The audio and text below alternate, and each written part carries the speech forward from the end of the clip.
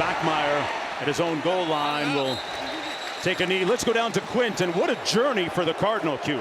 Stanford is making their second trip to the East Coast in 8 days. Remember, last Friday night they played up at Syracuse in the Dome. Got back to campus at 4 a.m. on Saturday. This week, it was a challenge as well. Thursday's flight was delayed, postponed, and then canceled entirely. They flew on Friday, arrived to Greenville at 7 o'clock last night. Keep in mind, they're the only team outside of Hawaii who's being asked to play, to make 2 cross-country trips back-to-back. You add in a hurricane, it's made a very difficult week even harder. Wow.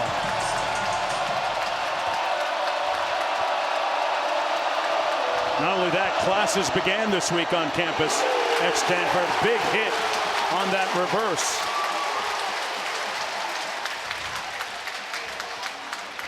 Ashton Daniels, the starting quarterback, 6'2", 215-pound junior. He has a lot of friends and family members here at the game. Some 50 tickets on his list for relatives attending the game here. He's from nearby Beaufort, Georgia. 2nd and 10.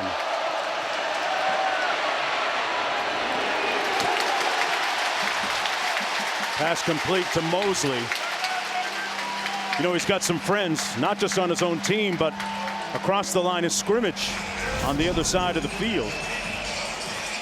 He and Klubnik had a chance to chop it up prior to the kick. A couple of guys that have been to quarterback camps together.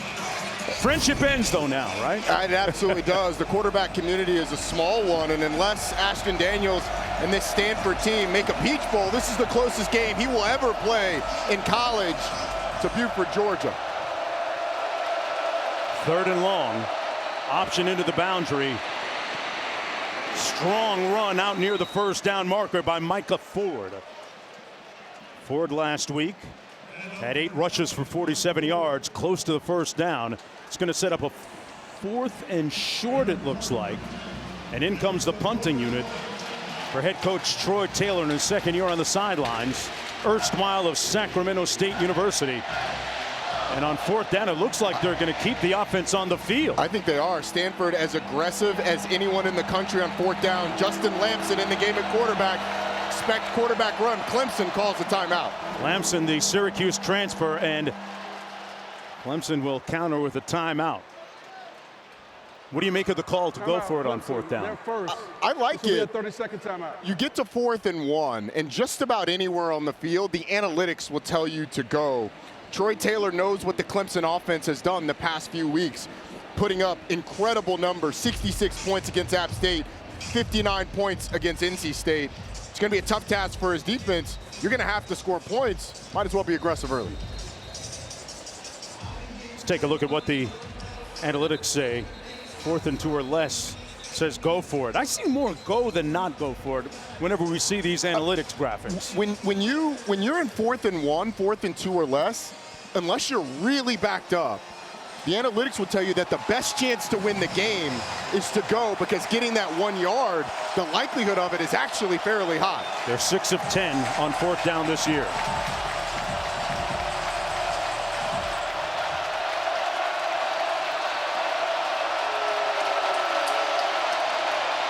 And he's going to keep it himself. The ball came loose a little bit, but he got the first down. Justin Lamson, the Syracuse transfer, coming in on 4th down to move the chains. And they're going to say no. They're going to say the ball came loose. The fumble, and then it was recovered by another player by rule. The ball is placed. Whether the guy recovered the ball, it's going to be short of the line of game. First down, Clemson. There's your explanation. The ball came loose, as I said earlier. Recovered by a different player. Thus the spot, and not enough for the first down. Wade Wood has the linebacker, ball clearly out. What a great job by Woodaz, sticking his big hand on that ball, ripping it out. Lamson with the ball a little low, and it gets stripped in traffic. What a turn of events, because it looked like he would have had the first down. The previous play is under further review. They're taking a look at it. I'm not sure why. I mean, one look at it, and you can tell the ball is out. The official said that it was recovered by a different player, and that's where they spotted the football. Yeah, Wade Wood has pulled it out of Lamson's arms. Ball is clearly out. The question, maybe they're looking at whether or not there's a Stanford player that has the ball initially in an immediate recovery. That's what they're reviewing. And then they're going to need to figure out where the spot of that is. It was recovered by Cedric Irvin, number 26. And you saw him try to creep forward in the aftermath. He knew probably instinctively that he wasn't far enough for the first down. There's a look at the ACC Replay Command Center. Having a look at it. The ruling on the field is fumble and first down Clemson. There's going to be two questions. One, who was it recovered by? And it looked like, as you said, Cedric Irvin recovered the football. Secondly, if he's not past the line to gain, then it's going to be a turnover on downs, because that was fourth down. So the replay officials having a look at it. This replay not as consequential as the one at the end of the Miami game last night in ACC action. Here's another look at it. There he is, Irvin with the football, number 26. How did they rule it was Clemson football is the question. I mean, Cedric Irvin stood up with the football.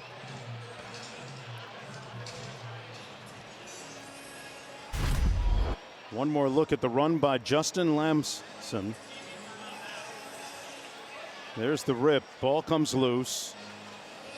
And there's Irvin, 26, right at the left of your screen. After further review, the ruling on the field stands. First down, Clemson. So the ruling stands. It'll be 1st and 10 for the Clemson Tigers and quarterback Cade Klubnik. Woodaz stripping the ball loose. And Clemson working on a short field here at the 34-yard line. So Coach Taylor's gamble, in effect, worked if you take away the fumble, but it didn't work. Well, you can't plan for the mistakes made on the play, but Troy Taylor is aggressive as anybody in the country. Wes Goodwin, the defensive coordinator for Clemson, told us that yesterday. Phil Maffa in the backfield. On the play fake, taking a shot immediately. Incomplete. And no flag on the play, intended for TJ Moore. Manley there defending.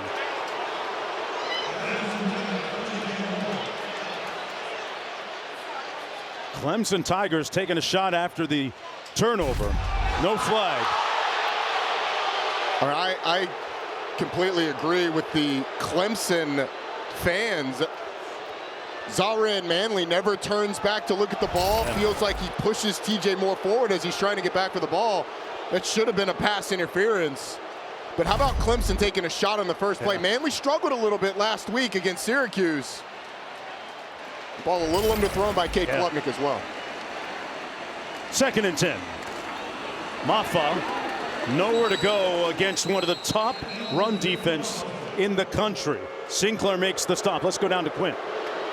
You're getting a good look, your first look at Cade Klubnik, who since week 2 is the #1 rated or graded quarterback in the country. He's been decisive.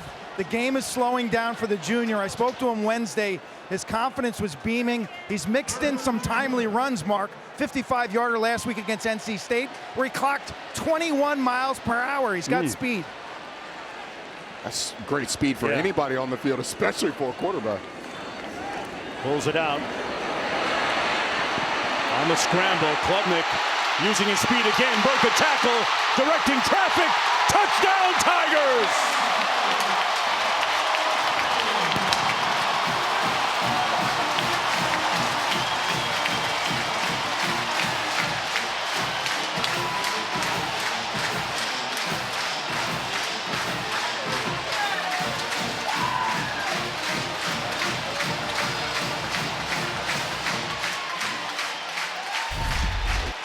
Well, Quint talked about his speed a moment ago. He might have hit 22 or 23 this time, Roddy. He hit everything he needed, directing traffic, telling guys where to go, throw blocks. I'm not sure he needed it. Stanford goes man-to-man on the back end and do a really good job in coverage. But the quarterback breaks contain. There's nobody there for Cade Klubnik. Yeah, that shows off the wheels into the end zone. David Bailey couldn't bring him down, and Klubnik got into the end zone. Tigers on the board, converting on that fumble, the turnover. That's his 4th rushing touchdown of the season, and we have an injured Stanford player on the field. It's number 5, Jay Green, one of their safeties, slow to get up.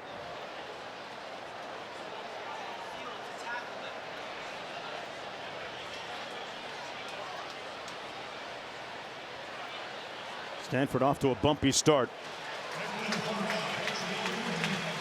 Wow, he's grabbed his knee immediately. See him trying to come off the field there. He's covering TJ Moore, and that's part of the reason there was no one there for Cade Klubnik. Green halfway through the play goes down. You hate to see that. He's a guy that's played really well for him at safety, played some nickel. He's a corner last year at Washington. Great cover skills. Could be a big loss if he's out for any amount of time. Bumpy start for the Cardinal. Going for it on 4th down, fumbling the ball, and the Tigers convert immediately. 3 plays, 34 yards, touchdown. Cade Klubnik got onto the perimeter. I would call this an education in acceleration and celebration. Back after this.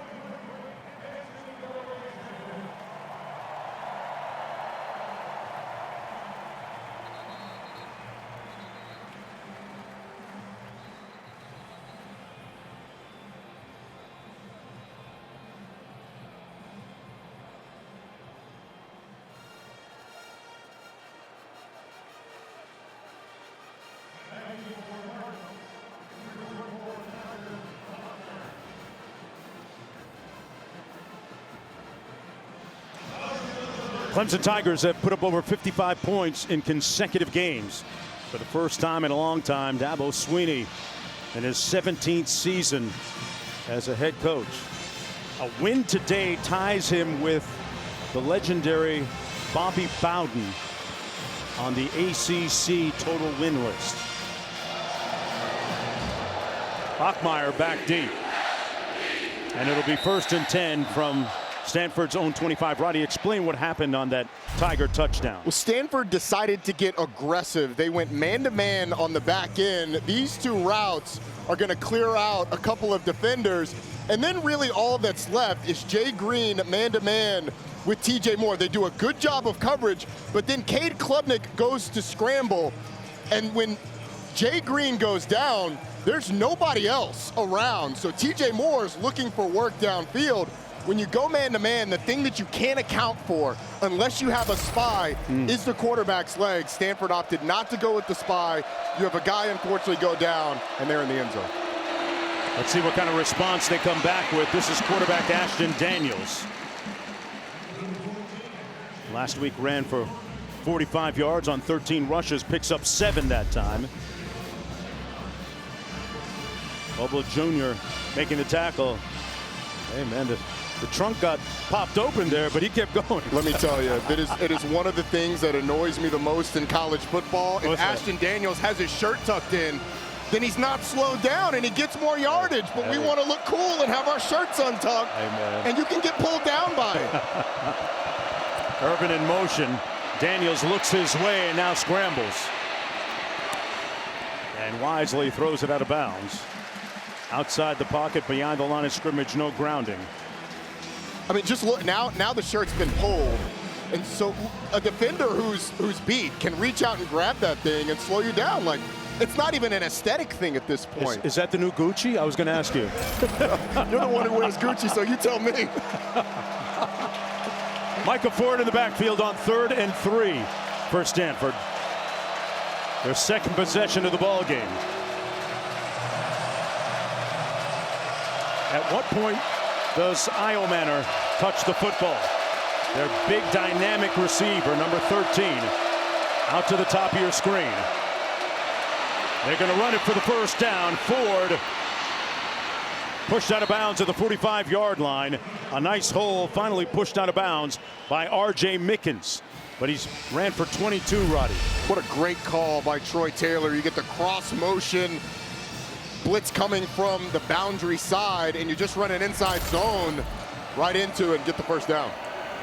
Daniels gets it out quickly. The pass complete to Mosley, who's had a couple of targets already early in the ball game. Got involved on that jet sweep to start the game. He picked up 5. 11 minutes to go in the opening quarter. If you're just joining us, Clemson converting on a fumble by Stanford on their opening drive and scoring. There's a look at Iomanner. Had a big-time catch last week in the game, the win at Syracuse. Looked like OBJ in the process. 2nd and 5.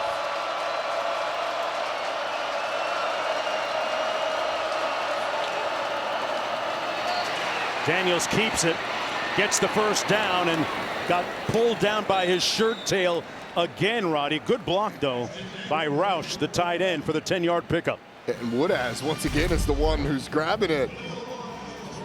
But a nice call. It's sort of a full house backfield. And Ashton Daniels, he is not a guy to go down, but the shirt.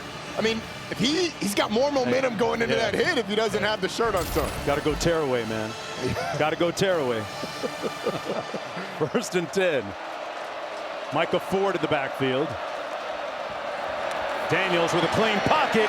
Got him in. Caught, and it's 1st and goal. Cece with the grab. 1st and goal, Cardinal on the 25-yard gain. Another great play design by Troy Taylor. Iomanner runs off the cornerback, and it's a good throw by Ashton Daniels, driving this before the deep defenders could get there. He's going to run it to the wide side of the field. Nowhere to go for Ford. Trey Williams making the tackle on the play. Number 8, the graduate student from Windsor, Connecticut. It's going to be a loss of 2. It'll be 2nd down and goal.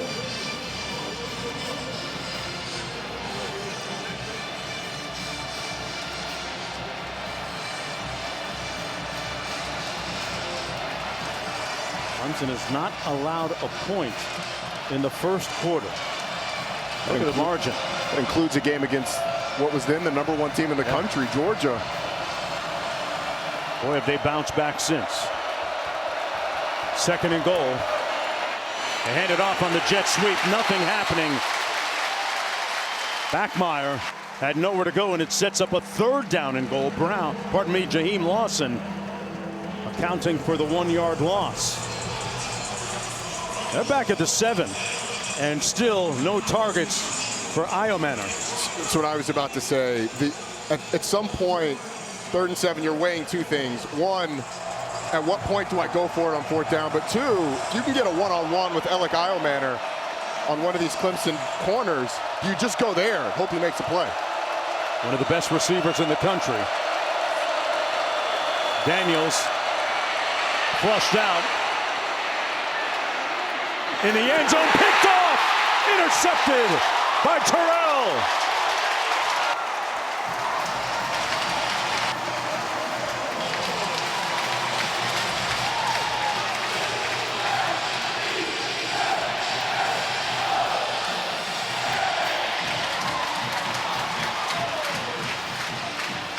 Avion Terrell with the pick.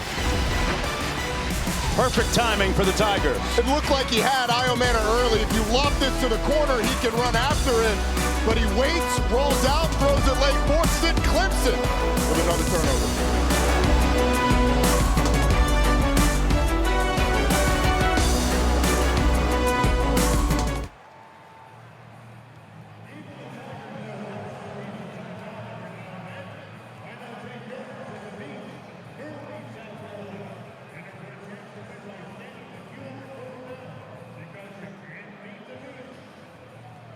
ESPN College Football Primetime is presented by IHG Hotels and Resorts. 19.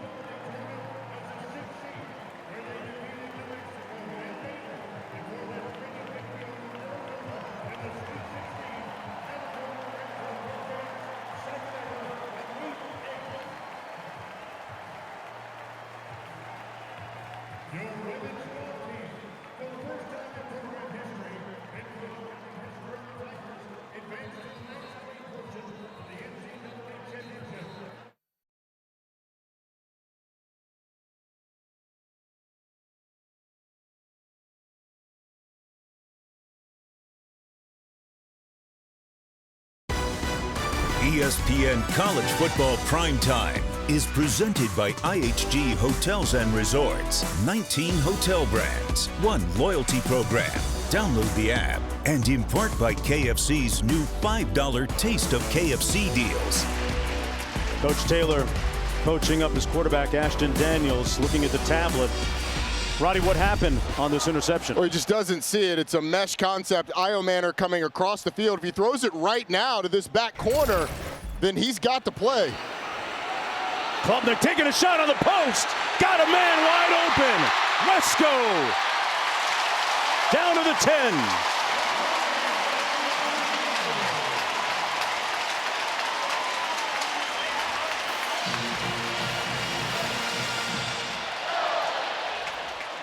They have been ruthless attacking after turnovers. They have been unbelievable taking these deep shots. Wesco just runs right by the corner. Aaron Morris, who seems a bit confused on if he's supposed to take Wesco or not. Can't turn 12 loose down the field. The all-everything receiver coming out of high school last year. 70-yard gain. First and goal. Klubnik surveys, pulls, incomplete. Intended for TJ Moore, and they're working against Manley again. It'll be second down and goal. They've thrown Manley's way quite a bit early in this contest. A little bit of a struggle last week, and you could tell Clemson feels great about their speed at receiver, particularly with Antonio Williams 0, TJ Moore 1, and 12, Bryant Wesco. Maffa trying the left side of that offensive line. Running over Tristan Lee and Marcus Tate. No gain on the play. It'll be third down and goal. Maffa, one of the leaders of that offensive unit. Last week had 107 yards rushing. 3 receptions for 15 yards passing. There's a look at the offensive brain trust. Garrett Riley. His offense much more combustible and explosive this year.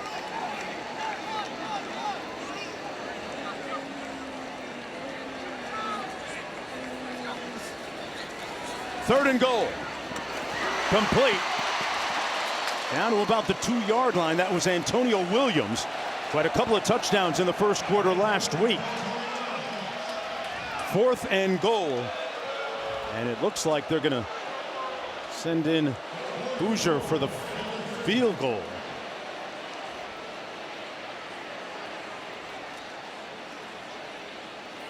They're back at the 3-yard line. Nolan Hoosier 3 of 3 on the season.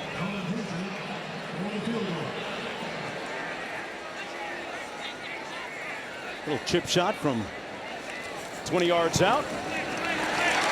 Right down Main Street.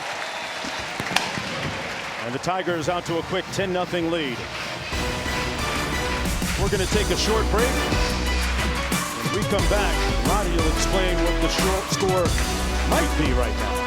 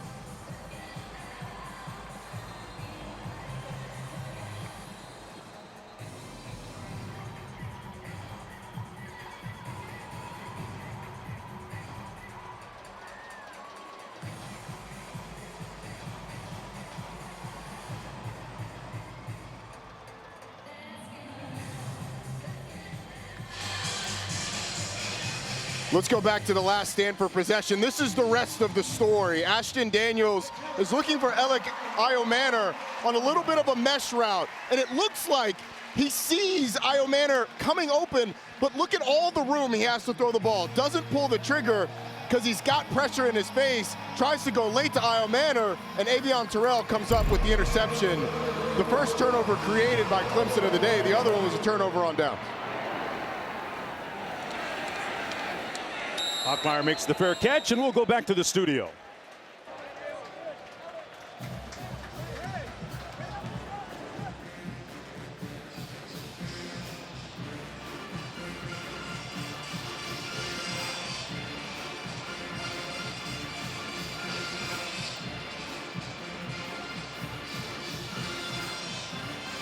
Roddy, you and I did the game when he made his initial come up. And there's no looking back, it seems, right now. Well, they've got a bye week now. Oklahoma coming up after the open day. I would assume that Quinn Ewers takes over after, but check out Stanford, the missed chances early on in this one on the road against a top 25 team. They've had opportunities.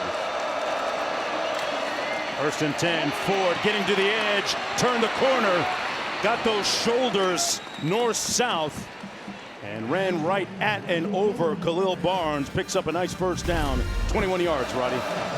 Clemson just fails to keep contained on this one. A.J. Hoffler, the sophomore, in man on the line of scrimmage, gets caught peeking inside. Ford bounces out. Stanford's been able to move the ball. Yeah. If you're Troy Taylor, you're encouraged at your ability to get the ball down the field against this really, really talented Clemson defense. 1st and 10 between the tackles. Micah Ford straight ahead, picked up about 4 yards on the play. You know, one of the things at the top of the scouting report for the Tigers is defending this guy, Iomanner. They've done a nice job of it so far. Both Jaden Lucas on one side, Avion Terrell, who's their best cover corner. This one's probably the best shot they had to get him the ball. You got to give him a chance in the back corner of the end zone. And on the scramble drill, Terrell comes up with it. You did see Terrell grab the back of his jersey a little That's bit. a vet move. That's a veteran move. Just a little tug. All right. But Iomanner had a little bit of a slower start last week against Syracuse too. But once they needed him in crunch time, he was big. On 2nd and 7, incomplete. Intended for Mosley. Closely defended by Shelton Lewis. Sets up a 3rd down and 7. I mean, he was holding him like a grudge right here. 2 hands. That tug right there is the one that could have gotten him in trouble for sure. Yeah. Fortunate that the officials didn't see it.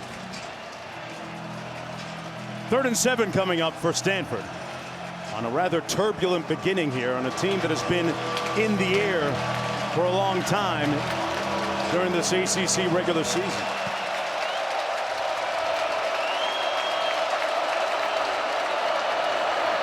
Option into the boundary. Daniels with a first down and then some. Don't get it twisted. The Cardinal are moving the ball on Clemson. 21-yard pickup that time. Second time they've gone to this speed option. And Ashton Daniels does a nice job of realizing there's no one there. In this lane, he sees it, takes off up the field. They've had success running the ball on 3rd down, particularly 3rd and longs. With Clemson in a traditional passing down, but Stanford thinking they probably have 2 downs if they can get some yardage. They've been able to get first downs with those 3rd down runs though. Gets it out quickly. Mosley again the target. Picks up another Cardinal first down. Got a good block too on the edge. Hey, next Saturday, SEC on ABC matchups are 2 more good games. Missouri is in College Station taking on number 24 Texas A&M at noon Eastern. Then number 2 Georgia hosts Auburn in the Deep South's oldest rivalry. Auburn, Georgia. Big win for A&M today in Arlington against Arkansas. Mike Elko and crew, and Auburn home against Oklahoma, dropping that one. Now they're on the road for about a month. Daniels fakes the toss. Got to get rid of it. Into Perril's way, and the 2nd interception thrown. Lucas got that one. Terrible discernment that time by Daniels.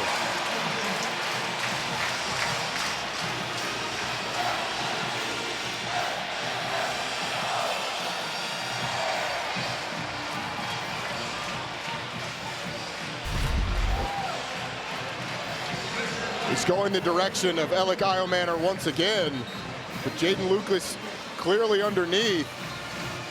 It felt like he was trying to throw that one away, maybe. Either way, it's ill-advised unless you're able to get it way out of bounds. And he knew right away. Immediately. That one was going to be tough. Well, Coach Taylor going to try and build him back up and coach him back up with the tablet, as we saw previously after the last interception. 3:04 to go. Tigers have taken shots immediately after turnovers twice. A little more conservative this time. Williams pushed out of bounds at about the 35, moving the chains again. Antonio Williams had a big week last week for Clemson. 2 touchdowns, both of them coming in the first quarter. You saw the creativity with Williams starting in the backfield, motioning out to the flat, just tossing it out to him, letting him run. This feels like a big possession for the Stanford defense. Klubnik, incomplete. Contact made with Aaron Morris there. The pass intended for Wesco Jr. Quinn Daniels has to get his confidence back. You know, he's had some success in this game, but he's got to hit singles, so to speak. I think he's maybe a little too overexcited, Mark. You know, he's from Buford, Georgia. This game means a lot to him. First time in the East Coast in this part of the country. And Troy Taylor right now with the iPad just going over the plays on that drive. Taylor, interesting enough, as a head coach, really oblivious to what's going on in the field right now. He's the offensive coordinator. He's obviously the quarterback coach. He's spending a lot of time with his quarterback. That's 3 turnovers. 3 turnovers in the first quarter. Disaster. Yeah. That pass incomplete. If he doesn't get his quarterback right, it's a big, big issue. That pass incomplete. Let's look at what it's come to so far. The fumble and the turnover on downs and a couple of interceptions. Well, and it's been the quarterbacks. Justin Lamson was the one with that fumble on 4th down that cost him getting the first. Ended up in a turnover on downs, and then obviously the 2 interceptions, both of them in the red zone. 3rd and 10 for the Tigers. Klubnik sacked back at the 23-yard line. One of the nation's most impervious rush defenses taking a bow. Galvin making the sack. 4th down. And watch 43 right here. He does a great job of wrapping around and getting into the backfield. She said Josiah Galvan doing a really nice job of getting up the field and creating pressure. This Stanford defensive line, defensive front, has been really good all year. You said it earlier. This was a big sequence for the the Stanford defense. A low line drive punt. Backmeyer fields it not so cleanly back at the 28-yard line. It'll be 1st and 10 from there. As now a quick word from Verbo. As your host, I have some rules. 2 flush maximum per bathroom visit. No games, no fun. There's a great barbecue outside, but don't touch that. Meanwhile, at a Verbo, when other vacation rentals make you share your turf with a host, try one that's all yours. 1:41 to go here in the opening quarter. Mark Jones alongside Roddy Jones, Quint Kesnick down on the field from Memorial Stadium here in Clemson, South Carolina. And, you know, we're just grateful that this Cardinal football team was able to make it here. The weather in the last couple of days in this area has been very inclement.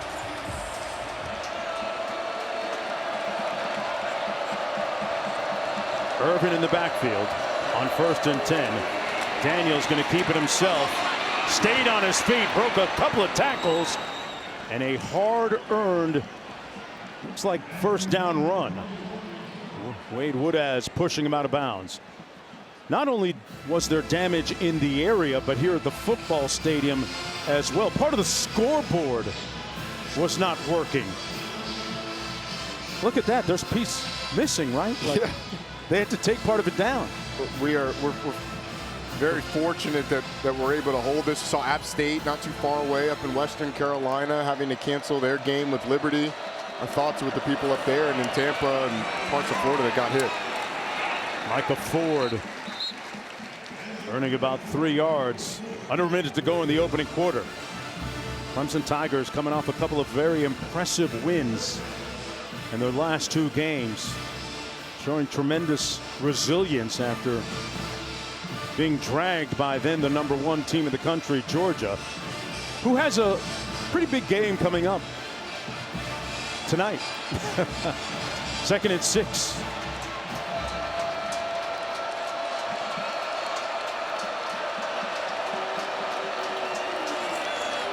Daniels hesitates. That pass dropped by Backmeyer. Wow. In and out of his hands. Troy Taylor, obviously he's focused on the play calls, but he knows the opportunities are there. It's felt like this young Stanford team has been a little bit jittery.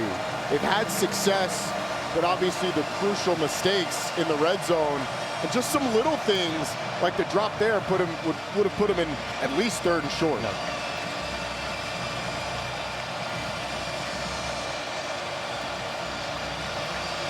Third and 6.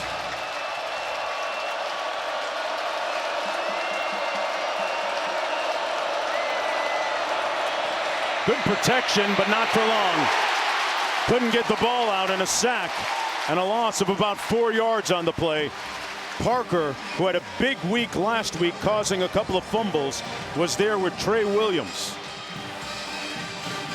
Just relentless in his pass rush. It was really good coverage down the field, which is what caused that sack, allowed TJ Parker the ability to get the sack. An opportunistic Clemson Tiger.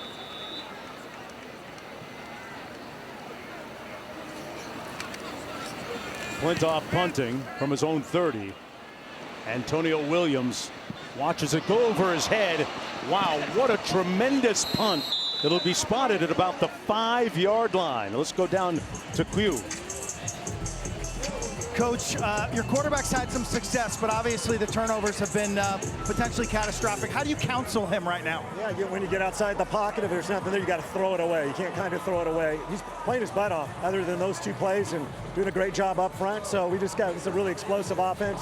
We've got to cover him, and hopefully we'll settle into this game and have a chance. Thank you, Coach. Right now it's going to be up to his defense. Syracuse win was a huge one in their first ACC victory last week. Level of competition revved up a little bit against Clemson, though, here at home. On 1st and 10, Klubnik into the boundary, incomplete. And we have a late flag. Wesco, the intended target, working against Aaron Morris. We're going to have pass interference here. Trying to go back shoulder with the throw. Yeah, Morris kind of grabs that downfield shoulder. Colin. Pass interference. Defense, number 31. 15-yard penalty, 1st down. So Colin Wright, number 6, is typically the starting outside corner, but because of the injury to Jay Green, who's the nickel, Colin Wright has had to slide inside of that nickel spot, forcing Aaron Morris into action there at that corner spot, that other corner. 1st and 10 from the 20. Trips to the right. Klubnik hands it off on the run to Maffa. And nowhere to go for him. Let's get back to that switch. Colin Wright moving inside. How tricky a transition is that for a DB? Well, it just stresses you. It is a tricky transition. It's a little bit tougher playing the nickel, but the bigger thing is it stresses your depth. Coming into this game, Aaron Morris had only played 25 snaps defensively the entire season. And so now he's asked to go out and cover Clemson receivers. That's a tough task. 2nd and 9, Maffa. A hard run sets up a 3rd down, about 3 to go. Ernest Cooper, the junior out of Arlington, Texas, making the stop for the Cardinal. 6-yard gain on the play. A couple of schools that are very unique in their approach. Klubnik pulls it out, keeps it, picks up the 1st down. Gain of about 10 on the play. Talked about these 2 schools being unique, Roddy. Neither of these are heavily into the portal. One mostly by choice, that's Clemson. The other somewhat by choice, but also because of the academic standards of Stanford. It's tough to get transfer credits to transfer in to the school. Troy Taylor opting to do it the high school way. Check that out. Transfer starters since 2018, even before Troy Taylor, not a ton of transfers. And Clemson, Dabo hasn't had a single one. 1st and 10. Underneath, and a good tackle at the 39-yard line. Good tackle by Colin Wright, who we were talking about just a moment ago on Cole Turner. Turner, one of the fastest players on that Tiger offense. 2nd and 6 coming up. And Mark, a lot has been made about Dabo's hesitance to go into the portal. He believes in his high school recruiting, and when you look at the talent on this team, you can see why. I think the dip the last few years is they've missed on key positions, but it looked like they've hit on a lot of those. Klubnik over the middle, wide open. On Stanford's side of midfield, the talented tight end, Henry. Well, time now for our Aflac trivia question. Clemson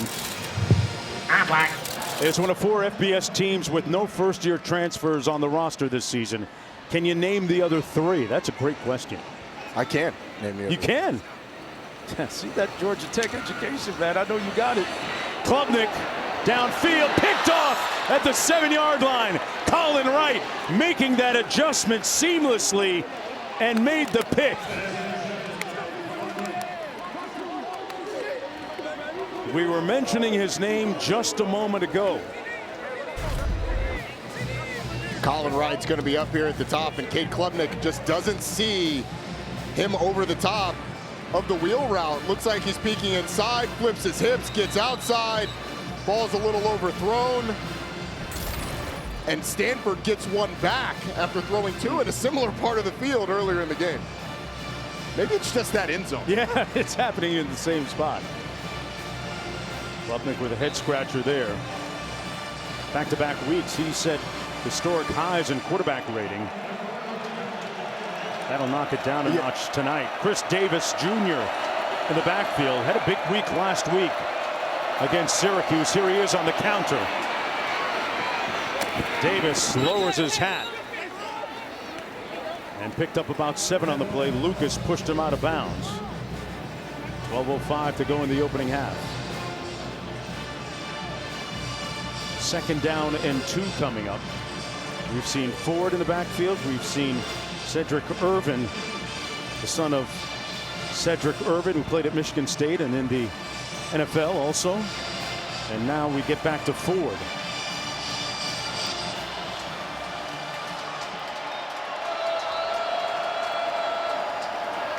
Here he is again. He's going to be stopped up a yard shy of the 1st down. Let's answer that Aflac trivia question. Aflac. Clemson, one of 4 FBS teams, no first-year transfers. Who are the other 3? You said you knew. I do. It's 3 schools that can't take transfers: Army, Navy, and Air Force. Oh man, that's a trick question. That is a trick question. That was one of Good one. It was a big talking point when that that trivia nugget came out in the offseason that people latched on to. 3rd and short. Irvin in the backfield. And Lamson, the quarterback, comes in again, and this time he hangs on to the football and picks up the 1st down. He came in on 4th down in the 1st quarter and fumbled it. This one was certainly close. The talented freshman Sammy Brown right in the mix, but the strength of Lamson just pushes over the line to gain. 1st down and 10.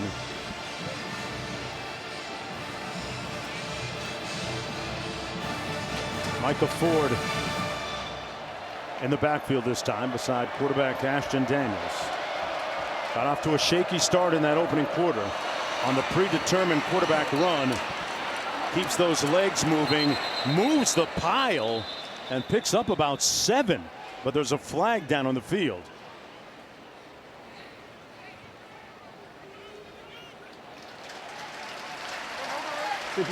Holding, offense, number 58. 10-yard penalty. Correction, half the distance to the goal. 1st down. reason why we're keeping an eye on Iomanner so much. Remember his breakout game last year? I had a chance to call it, where he just eviscerated the Colorado secondary. Almost 300 yards receiving on that game. Stanford was down 29-0 at halftime, and this was against the best player in the country, Travis Hunter. The heroics, they end up winning that game in overtime. Iomanner put a lot of money on tape that night. Yes, he did. They got to find a way to get him to put some money on tape tonight, too. Between the tackles, Irvin picks up 3 yards on the play. Remember, Iomanner had a very quiet first half in that Colorado game last year and picked up the bulk of that almost 300 yards receiving in the third and fourth quarters. Let's go down to Q. Is it American coin or is it Canadian coin? Iomanner, the Canadian, played high school ball in northern New Jersey at the Petty School, and then in Deerfield Academy. He was really kind of lost during COVID in terms of recruiting. Daniels pulls it out. Pass complete to Iomanner. And Q, I got the answer for you. The Canadian dollar is trading at about $1.28, $1.30. So he doesn't get any NIL, though. No bag for him. Look at some of the top Canadian football players in collegiate football. Pretty good list. It is a great list, but we got to figure out some way to allow these guys to earn NIL. Yes. I know it's higher than the NCAA. You know they have dollar bill coins in Canada. Do they really? Yeah. Daniels on the run. Out to the 20-yard line. Woodaz in pursuit. Sets up a fourth down. The good thing about Iomanner, his NFL money, it's going to come in paper, not Canadian coin. Yeah, it'll come whichever way it wants, I would guess. Yeah. I just appreciate you, the native Torontan. Yes, Torontonian, yeah. Torontonian, is that how it is? Yeah. You got to educate me. I got 2 passports, though, man. It's all good. I'm going to take you up to Toronto one time. Please do. Heard lovely things. In the summer and fall. Yes. Not the winter. I don't do snow anymore. Here's the punt. And it's going to bounce in front of Williams, out of bounds. 1st and 10 at about the 39-yard line for Klubnik after that 41-yard boot.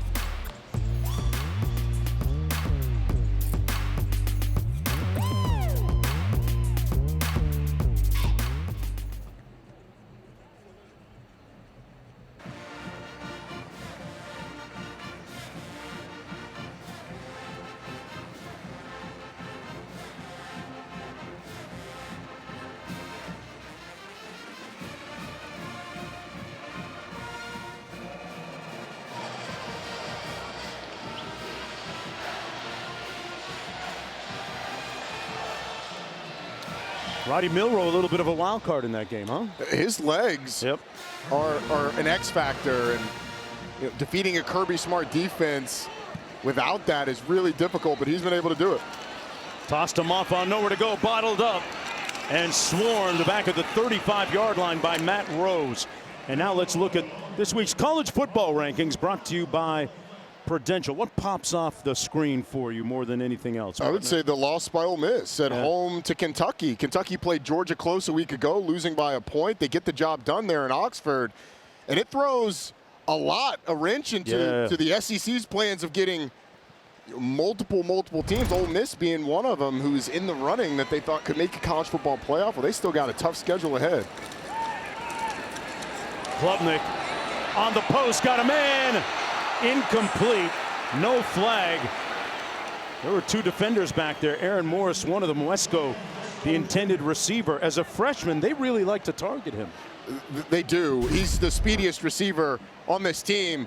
And Aaron Morris does a great job of not interfering with the receiver, getting his hand up in the air and forcing the incompletion. But a couple of times on these deep balls, Cade Klubnik underthrowing his receivers. Yeah. Wesco, the number 7 rated receiver in our ESPN rankings a season ago. 3rd and 13.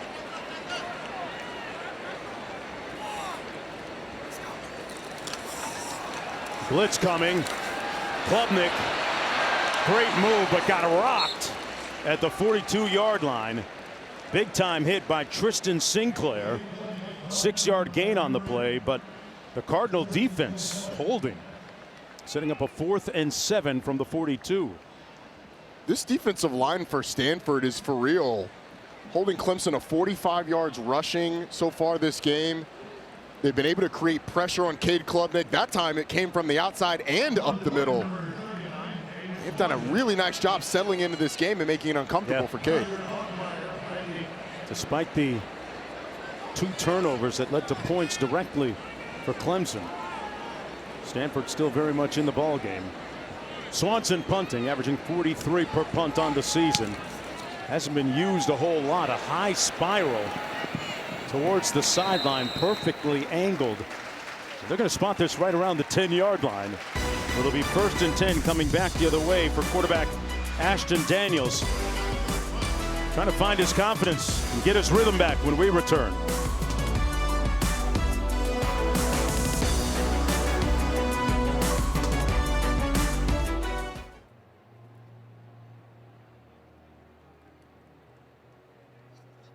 Back-to-back cross-country trips.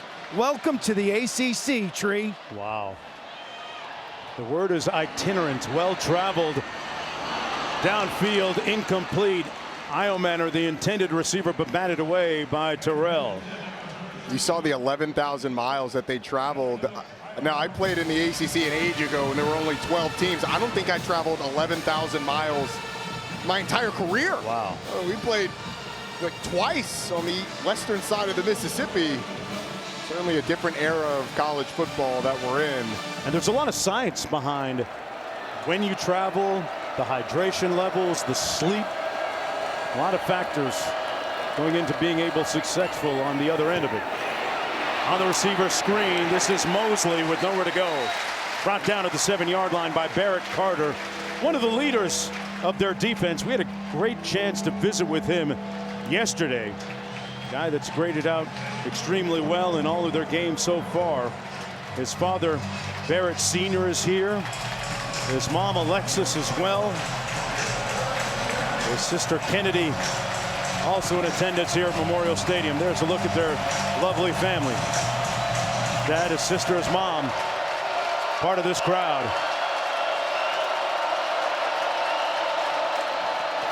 Toss into the boundary. Ford found a seam and made it out to the 16. Mickens with the tackle. You know, Barrett Carter can do well with his NIL funds because Dad is a financial planner, Roddy.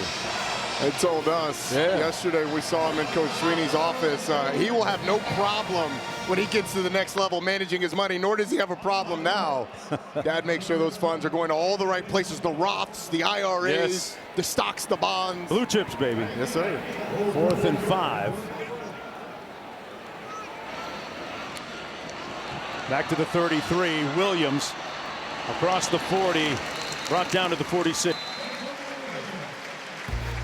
52-yard punt and a nice return. Klubnik ready to take the reins of this offense when we come back to Clemson at Memorial Stadium.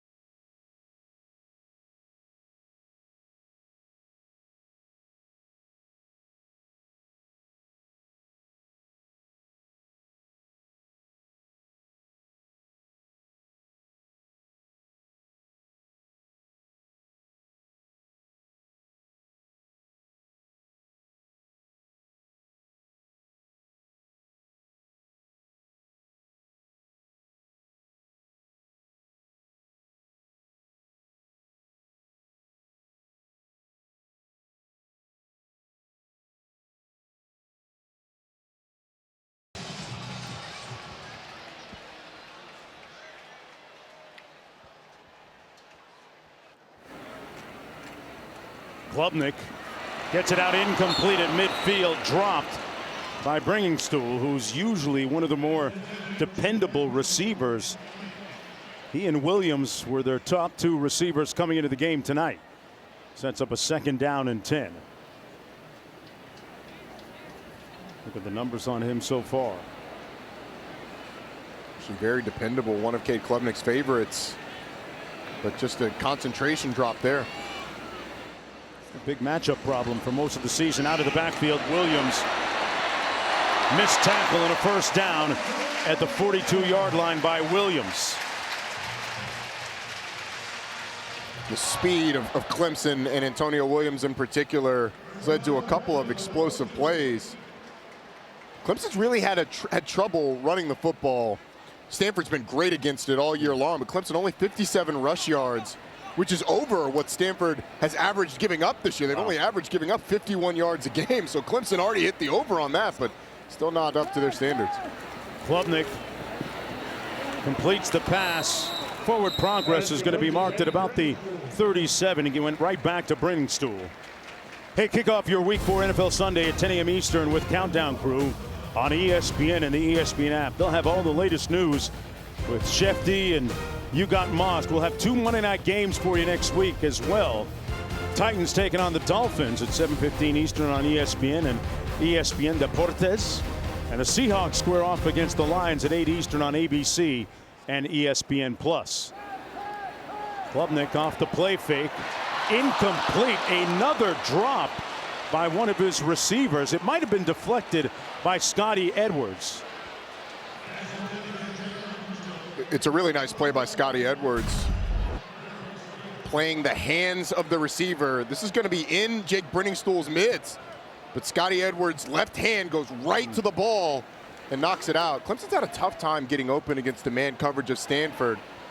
Wesco on that one actually opened downfield, and then on the other side, you had a corner fall down. 3rd down and 5.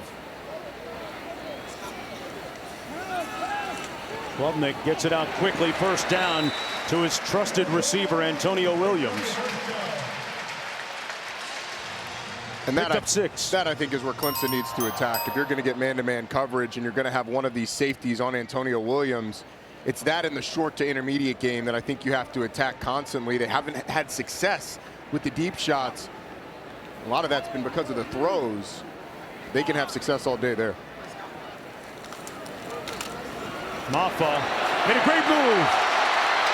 Still on his feet. Down to the 5. 1st and goal.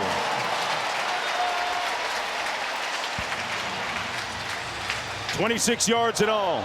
It's not often that you see a 230-pound back make somebody miss in a phone booth, but he gets Tristan Sinclair in the hole, gives him a little of that sauce, gets up the field, make the big man rumble. You said it at 230. Nimble. And you see him on the field, he is all of 230. He is a well put together running back. He looks like a next level guy. His longest run today of 26 yards, and we're going to have the 2-minute timeout. 1st and goal.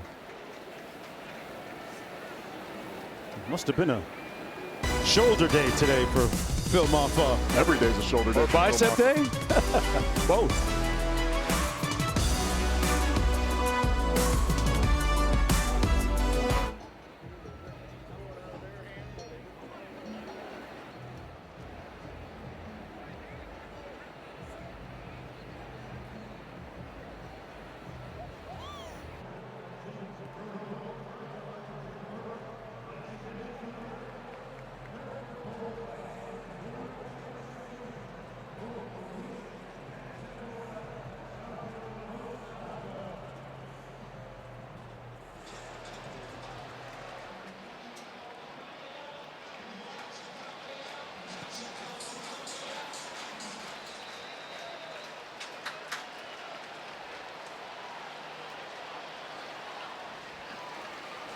Yeah, huge game in the SEC. Right here, 1st and goal. Maffa puts his hat down and plows his way down to about the 3-yard line. A 2-yard gain on the play. We'll set up a 2nd down and goal. And the Cardinal will call one of their 3 remaining timeouts. I think a really smart move by Troy Taylor to call those timeouts. Clemson's going to have maximum 4 plays here, so you might as well try and save some time for your offense on the other side. An offense that's had success moving the football. Right. And in these 2-minute situations, if they do get the ball back, they don't abandon the run. At least they didn't last week against Syracuse. First, he's going to be counting on his defense to come up with a stop. Under 2 minutes to go, and boy, the luxury that the Tigers have of having a back like Maffa. As you alluded to, the fact his size and his explosiveness at 6'1", 230.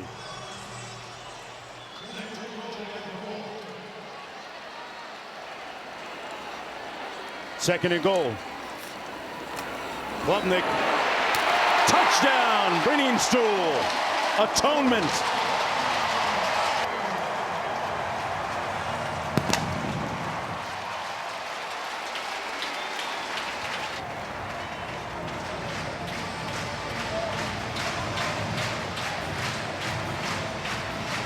Brenningstool with his 3rd touchdown catch of the season.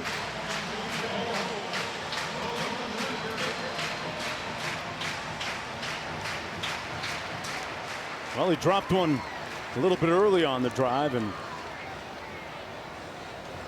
achieving a little atonement with that touchdown catch. Now 17-0 with 1:49 to go. They talked about him being a matchup problem, Roddy.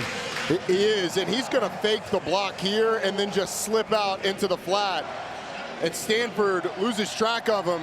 They fake inside handoff. Normally on that inside handoff, he'd kick out the end man on the line of scrimmage. It doesn't happen, and he's wide open. And Cade Klubnik excited.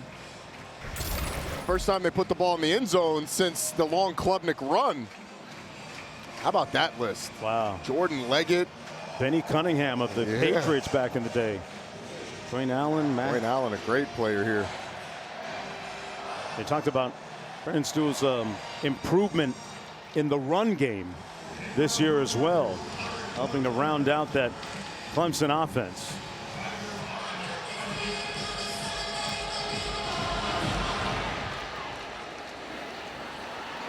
Stanford in a 17-0 hole.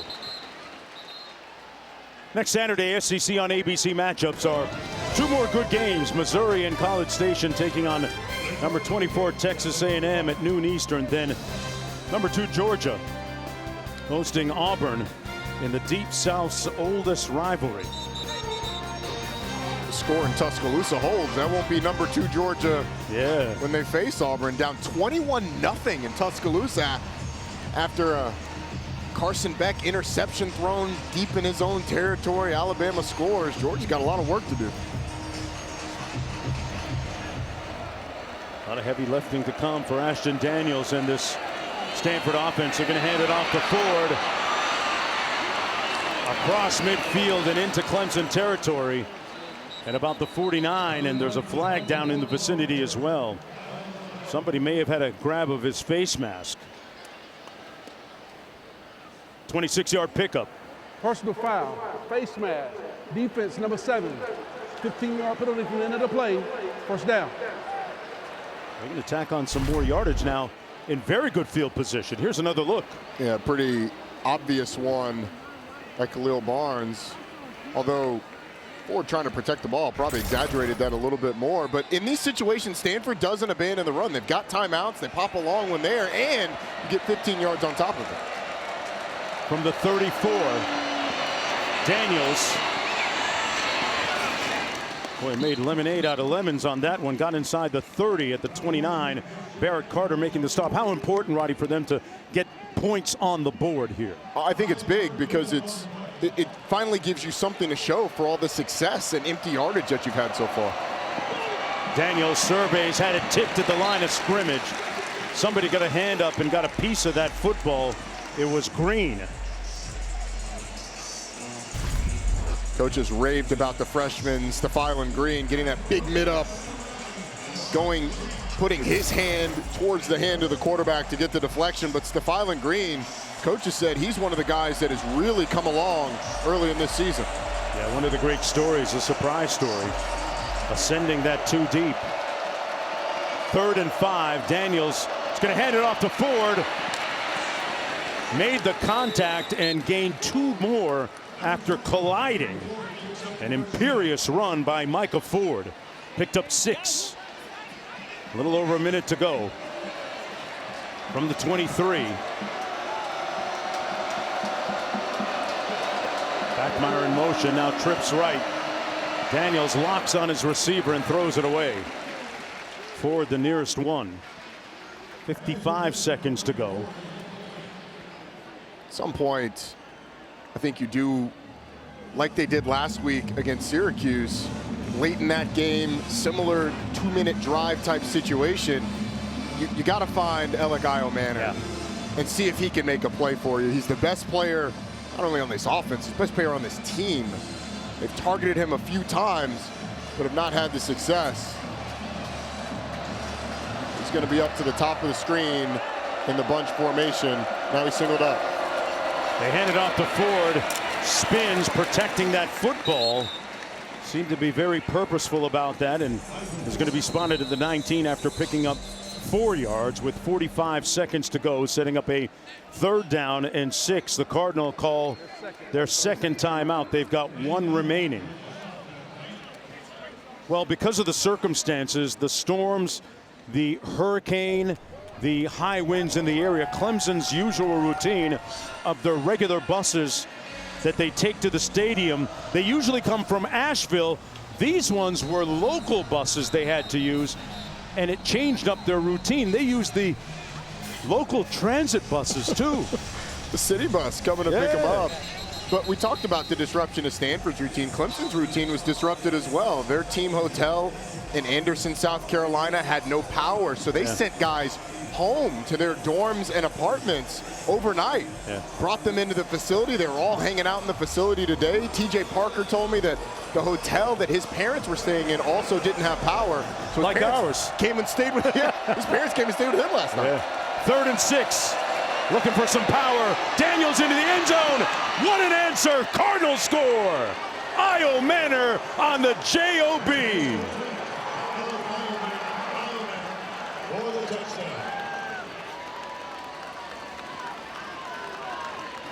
A dismayed Dabo on the 19-yard touchdown catch.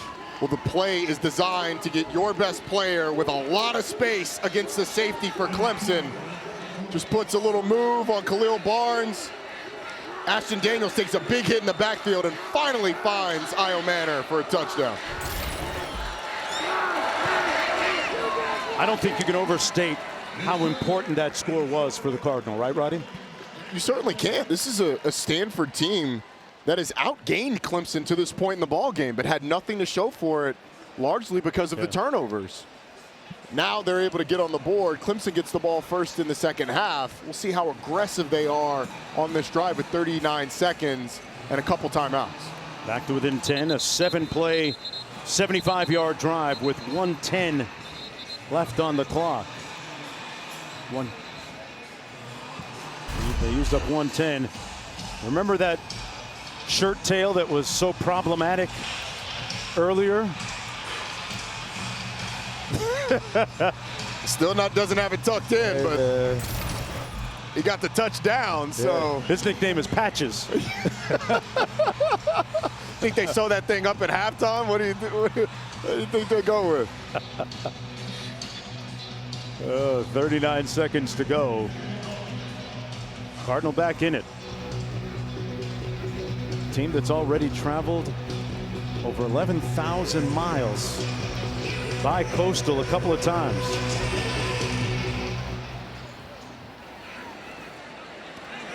From the 2-yard line, Haynes. And brought down around the 21. It'll be 1st and 10 from there for Klubnik. Hey, the WNBA playoffs roll tomorrow. Pair of game 1s, best of 5 semifinals. First game, a rematch of last year's finals. Boy, this is the one I'm really looking forward to. Stewie and the Liberty taking on the best player on the planet, folks. Book it. Don't miss that. Asia Wilson and the Aces ready to go to work at 3 Eastern, noon Pacific on ABC and 8:30 Eastern on ESPN. The Sun taking on the Lynx. Minnesota against Connecticut. WNBA Countdown tips off our coverage. LaChina in the studio with her crew at 2:30 on ABC and 8 Eastern on ESPN. Klubnik made a move. Bailey wasn't buying it. Brought down at about the line of scrimmage. Scotty Edwards there to make the tackle as well. I'm going with Las Vegas. I was going to ask. I'm going with Las Vegas Aces. Aces. Yeah. Going to get the. You think they take game 1 on the road? Asia Wilson has been the best player in the league by far. And I even think she's the defensive player of the year, too. Really? Yeah, I really do. But that's just me. Right here, it's a 10-point lead.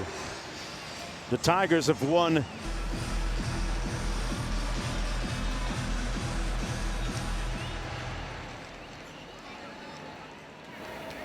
And they're going to take it out of the end zone. Alley for Haynes, and then quickly shut down at the 26-yard line. 1st and 10 from there. Oh, we're going old school here with the whiteboard. Explain what happened with the chalkboard if we were really old school. But Manner's right here in the slot, and they've got 3 defenders over the top. But really, these 2 guys are handling him. This nickel would take anything out breaking there, but what happens is he pushes up the field. There's a slant underneath. You get one-on-one with a 2-way go against this safety. Khalil Barnes is playing inside, ball's thrown, and you're striking up the band. It's a really nice play design by Stanford, knowing that they could get on that safety and create that space. Smooth on that whiteboard, man. Nice. Not as smooth as that suit that you got on. Maffa with a 1st down run. Here's a look at the play described a moment ago by my partner. Again, Khalil Barnes has to play inside so that you don't give up the easier post throw, but it opens up acres of space for one of the best receivers in the country. Maffa breaking through that initial wave and getting about 5.5, almost 6 yards on the carry. Ibar making the stop for the Cardinal. Have to get you back on that whiteboard a little bit more, man. Broke that down like a fraction. I like that. Very, very slick. Just wait till you see me break out the fractions. Talk about quarters. Halves, wholes. Klubnik pulls in and out of the arms of his intended receiver, Wesco, who has been reliable for most of the season. A rather freshman-like error there. It'll be 3rd down and 4. Klubnik's had his receivers drop a couple on him tonight, Roddy. He has. It has felt a bit disjointed at times for Clemson. They haven't had a ton of success running the ball with Phil Maffa until late in that half. And now a few drops that we've seen from these receivers. 3rd and 4 on their opening drive of the 2nd half. Klubnik, back shoulder, incomplete, and a flag thrown against Manley, who was covering Moore. And once Pass again, interference. Defense, number 4. 15-yard penalty. 1st down. Kind of feels like they found the guy they want to work on, right? They have. Zaran Manley had a tough game a little bit last week. Fell down on one play, got beat deep. I think Clemson really likes their matchups against these corners with their fast receivers. The thing is, they just haven't found the connections. There's been some underthrows on deep balls.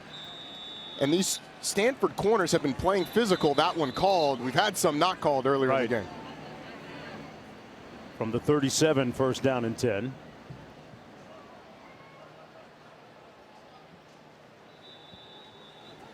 They reset the play clock.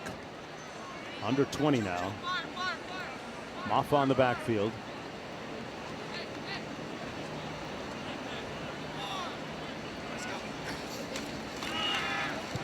Klubnik flushed out. And wisely throws it out of bounds under duress. That's up a 2nd down and 10. You know, Klubnik really a team guy, has really won over the locker room this year. This is why no one was open. They're trying to run a little rub route, get Tyler Brown on a wheel, but Colin Wright does a really nice job fighting through it, covering it downfield, making sure there's nowhere to go with the football. Stanford has not been afraid to play press coverage man-to-man against these Clemson receivers, and largely done a nice job. Second and 10. This one complete behind the line of scrimmage to Williams, and well defended by a slew of defenders led by Colin Wright. You know, I was talking about Klubnik and how selfless he is. His unselfishness has really won over his teammates, and I can remember him telling me that his favorite high school memory was actually getting hurt in the last 3 games of his high school career back in Austin, Texas, allowing his backup to play 3 consecutive games, and he was so happy that his backup earned a Division I scholarship. The result of that, I mean, that's really taking a hit for your teammate.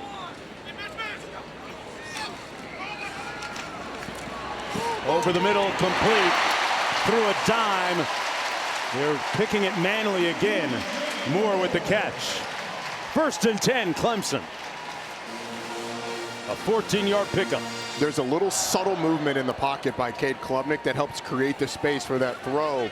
That is part of the development and the maturity of a quarterback. Last year, probably gets a little happy feet, starts to fade away from that pressure. This time moves a little bit, delivers over the middle. Really nicely done.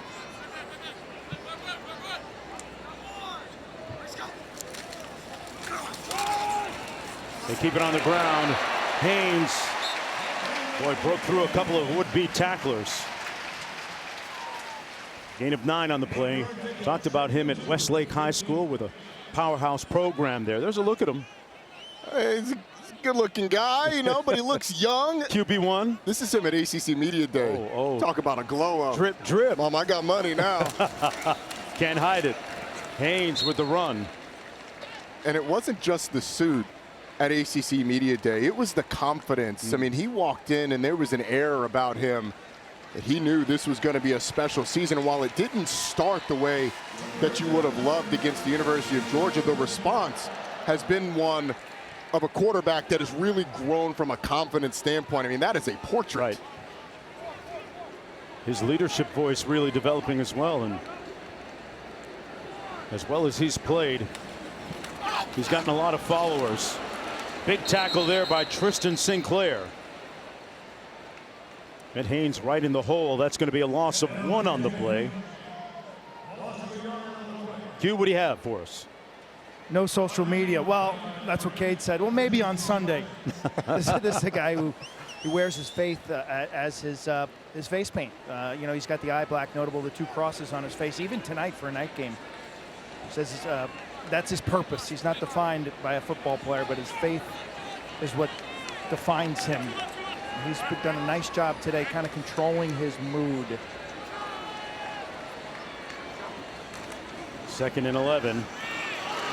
Pass complete. Boy, great open field tackling by Colin Wright, who has been brilliant today, Q. Cade's leadership. He said, you know, it's easy to be a leader during good times, but last year, remember when they opened up 4-4, that's when he started to become the leader. You become a leader in hard times. He said at that time, you could either fit in or stand out. He chose to stand out, and I think we're seeing the dividends from that rough patch that this program went through last season. Yeah, and he's bounced back well from that earlier defeat against Georgia. Going through his progression, incomplete. It was intended high for Wesco. Manley defending again on the play, and in comes the field goal unit for Clemson. That's going to be considered a little bit of a win for the Cardinal defense. I would say so. After scoring right before half, holding Clemson to a field goal attempt here is absolutely a win. And Cade Klubnik just not able to drive that throw.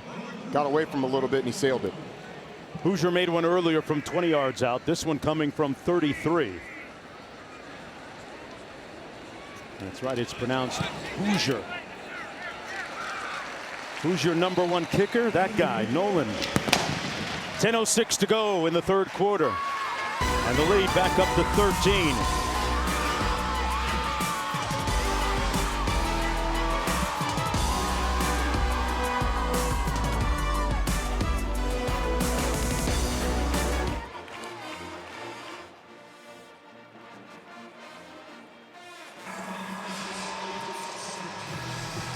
Under the lights here at Clemson's Memorial Stadium. The Tigers leading at 20-7, and this is the second meeting all time between Stanford and Clemson. New ACC rivals. competitors, whatever you want to call them, in the new landscape of college football.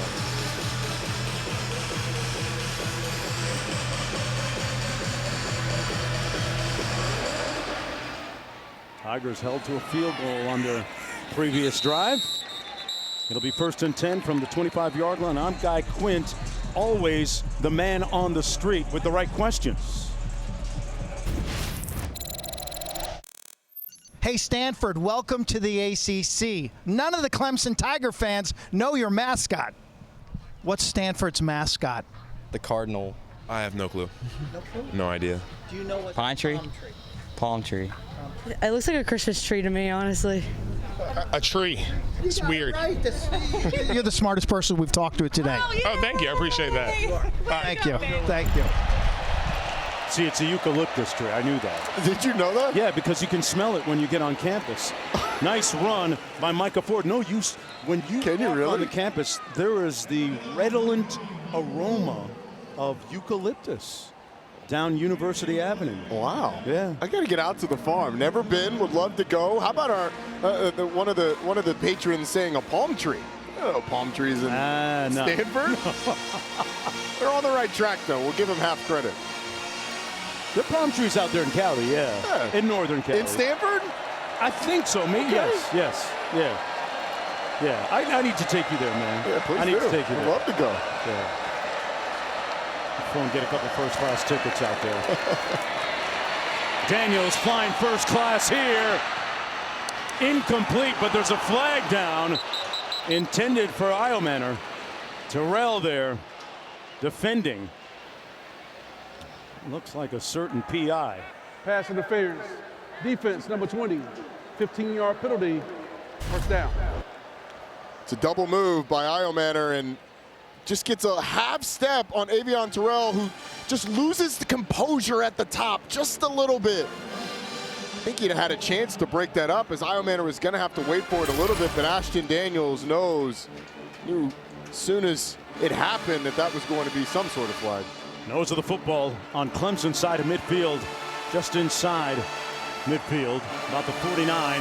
Iomanner, remember, is a huge second half performer. Daniels patiently waiting for a hole that never materialized. TJ Parker with the tackle. Let's go back to Q. That was much better run defense because Dabo was ticked off when I spoke to him at halftime with his run defense. He said, we're not playing assignment football versus a QB run. Perimeter runs have torched this defense all day. We got to set a better edge and leverage from the second level. And then third would be tackle. It's all simple stuff, but that's what he threw at his defense during halftime. In our meetings with him, he said that the strength of the defense, Wes Goodwin, the defensive coordinator, said was their energy and their cohesion on the interior. Little quarterback counter. Daniels with a first down dash. And then some. Daniels will be brought down right around the 10-yard line, and a key block by Khalil House, Roddy, helps bring him loose. The freshman does a tremendous job. You're going to see him fold around and then get up on the safety, R.J. Mickens. Great patience by Ashton Daniels, waiting for that block to develop and then getting to the outside. And I'm as surprised as anybody that Stanford has had the level of success running the football that they have today. Most of it has come on the edges of that defense, but that one kind of right at the teeth of Clemson, moving the defensive line. From the 15, Ford turns the corner and pushed out of bounds just inside the 10-yard line. This reminiscent of the David Shaw era, when the offensive line helped brand the logo and the adage intellectual brutality. Yeah, that's how they beat you down. A lot more tight ends and fullbacks in that group, but from a physicality standpoint up front, I absolutely agree. And this is a young crew. You've got a freshman and two sophomores, 3 of the 5 starters. The only senior, Levi Rogers, the center. They have really grown up today in a hostile environment here in Death Valley. 2nd and 5. On the sweep, it's going to be Davis, the fastest of the group. Ends up about 2 yards shy of the first down with 3rd down coming up. What do you like in terms of a play call here, Roddy? Well, they've gone to that speed option a few times on these third downs.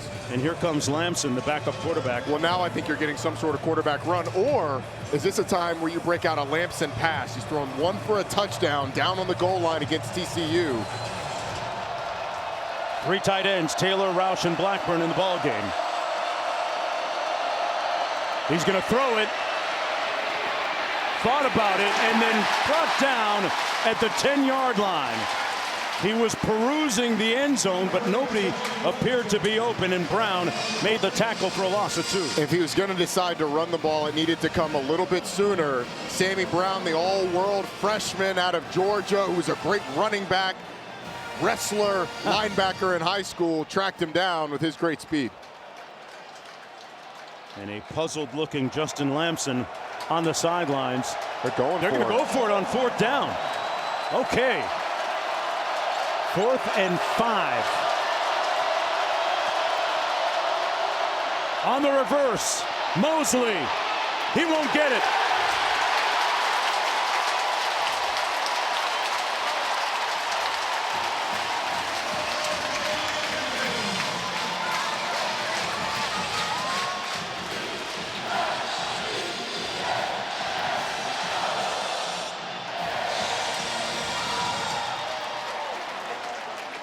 R.J. Mickens was there to push him out of bounds. And the aggressive Coach Taylor not being able to get it done. I don't mind him being aggressive. I don't love the play call. It just takes too long. R.J. Mickens is able to come from the middle of the field and make the play. And Troy Taylor knows a big opportunity missed, not coming up with points.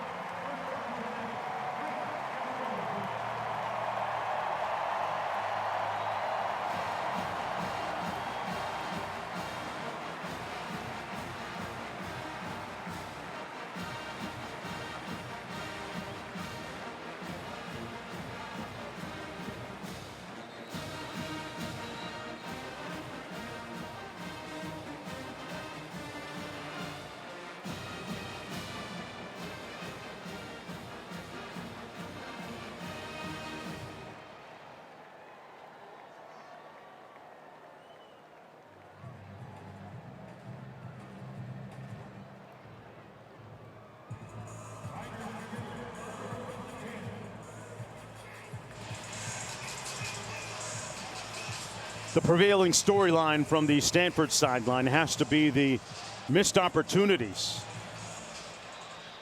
They've had a bunch of them tonight and have not been able to cash in the red zone. And they trail by 13, 5:57 to go in the 3rd quarter. Mark Jones, Roddy Jones, Quint Kesnick down on the field. And this is the 2nd conference game for both these teams. Klubnik overshoots his receiver. Boy, that was dangerous. Almost picked off by two different Cardinal players, Manley and Wright. Both were in the neighborhood. I understand Colin Wright going for the football, but he got a PBU there. That's a broken up pass. It looked like Zaran Manley would have had the interception had Wright not tipped it. Obviously, he doesn't know that. Sure. You got to go for the ball, but man, what a missed opportunity. On 2nd and 10, Klubnik keeps it himself and picks up about 4 on the play. Bernadelle making the tackle for the Cardinals, setting up a 3rd down. Stanford team, as we said at the top of the show, one of the best squads defensively against the run. Stanford is actually outgaining Clemson in terms of total yards so far, but they trail where it counts on the board. 3rd and 6. Klubnik had it knocked away, incomplete by David Bailey. The ball's loose. Didn't hear a whistle up here. Cardinal claiming they have the football. Officials perplexed, looking at each other.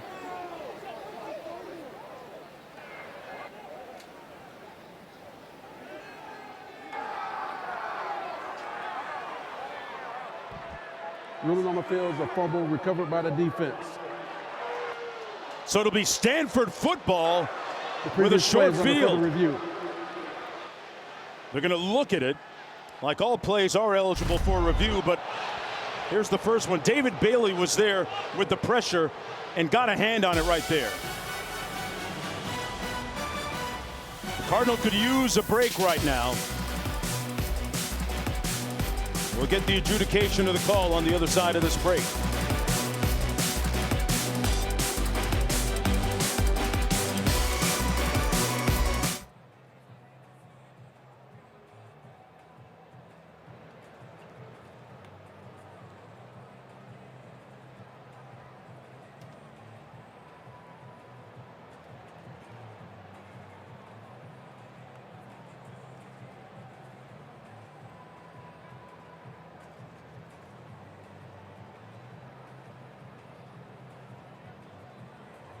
After further review, there was an incomplete pass. It'll be 4th down on the 14-yard line.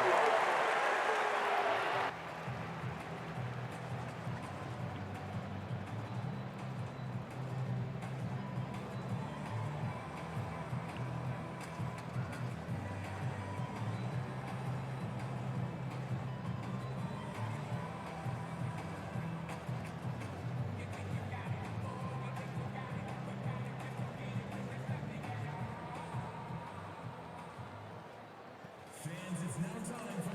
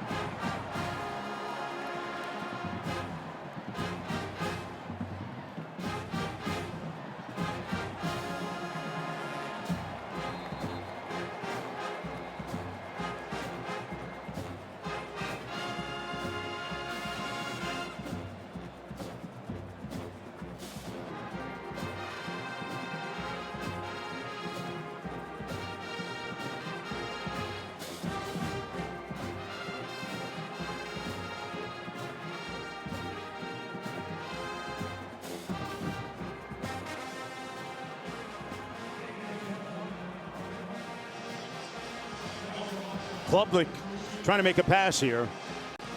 On the field, it was ruled a fumble, Stanford football, but they reversed the call. Instead, it's 4th down. Here's the punt from Swanson. Standing on his own goal line. They come after it. And the Cardinal is going to have very auspicious field position right around midfield at the 46 after that 40-yard punt.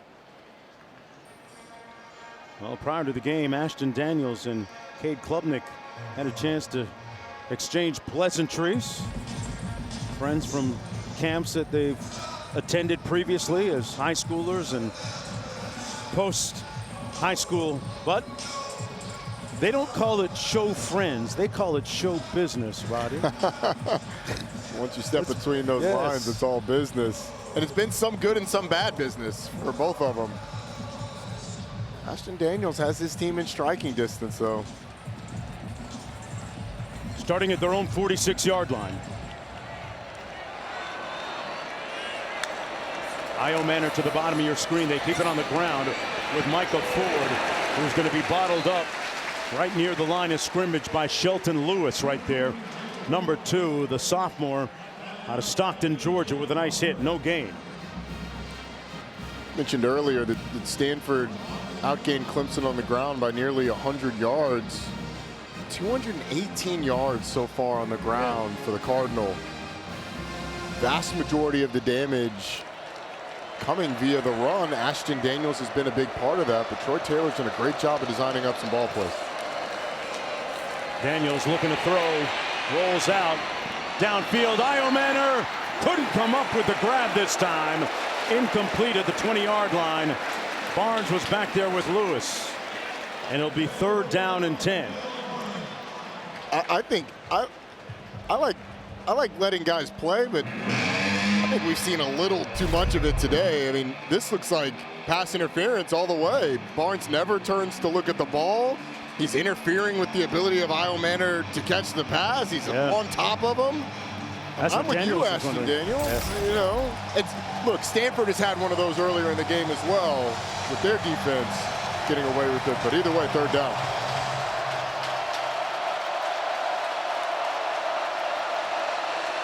Daniels after the fake on the jet sweep. Nobody bought the fake. And he's out of bounds. Lucas making the tackle for the Tigers.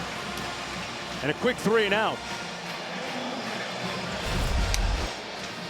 One more look at that pass attempted for Io Manor.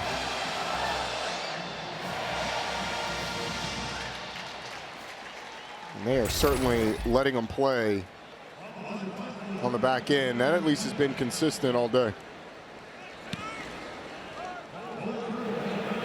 Flintoft with the punt. Let's see where they spot this. It's going to be inside the 10 at about the 7-yard line. 1st and 10. Clemson 93 yards away after that 48-yard punt. Hey, next Saturday SEC on ABC matchups are 2 more good ones. Missouri, Texas A&M, who's number 24 at noon Eastern. Then number 2 Georgia, who right now are getting dragged by Alabama. Last I saw, they host Auburn in the Deep South's oldest rivalry. I wonder what the state of that Auburn quarterback room is going to look like after this week's game, and then that Georgia-Alabama game, 30-7, with the Tide in control so far. Didn't see that coming, Roddy. Neither did I. 30-7 at halftime, no less. 1st and 10. Klubnik had to get rid of it. Outside the pocket, ball went beyond the line of scrimmage with the receiver there. No grounding as a result. It was an absolute jailbreak into the backfield, though. I mean, he had 2 guys in his face on a half roll almost immediately. This is a really disruptive and penetrating Stanford defensive front, and they have done a nice job today against a really experienced offensive line from Clemson. Moff on the backfield in 2nd and 10. Off the play fake. Pass complete, and an immediate tackle made on Brown by Colin Wright, who's been in on several key plays. He limits that one to a 7-yard pickup. Sets up 3rd down now for the Tigers. But it gets you into a 3rd down situation where you have a lot more options on a 3rd and 3 than certainly it had an incomplete pass and been 3rd and long. Cade Klubnik's legs, a big danger weapon here. Stanford's gone man-to-man in these situations, though. 3:07 to go in the 3rd. Klubnik steps up. Made one tackler miss and slides in safely at about the 18-yard line. Man, he got down just in time. Yes, he did. And they're marking that he got the 1st down. When a quarterback slides, it's where the slide begins, is where he's ruled down. But again, the man-to-man coverage, they go on the field of a 1st down is under further review. Yeah, that. I think mark it back at the. I think he's 17. a bit short. It's going to be close, yeah. So it's where the slide begins, not when he hits the ground. Correct. Necessarily, it's right? when the bottom starts to lower as he's giving himself up. The question is, are we going to have a? Are you going to be able to tell where that is? You don't have a shot right down it, but from the naked eye, it looks like about the 16-yard line is where that begins. Right. From the angle that we saw. I think we have Kenny Pickett to thank for this, right? We absolutely do. The fake slide. After further review, the runner started this slide at the 16-yard line, which is short of the line of the game. It'll be 4th down. There you go. This is the definitive shot. Watch where he starts to go down. Right there. That's it. 16-yard line. And they do that to protect quarterbacks and defenders from themselves. As soon as a quarterback starts to give himself up, defenders pull off. So you have to mark him down. You can't give him anything past that. And that makes it fair for the defense. Makes it fair for everybody, yep. So 4th and 1, and Klubnik coming back onto the field. So Dabo is going to go for it here. How about Dabo using the analytics? Yeah. I mean, 4th and 1 saying let's go. They like using the word momentum, and they have a lot of it of late, despite the circumstances this week.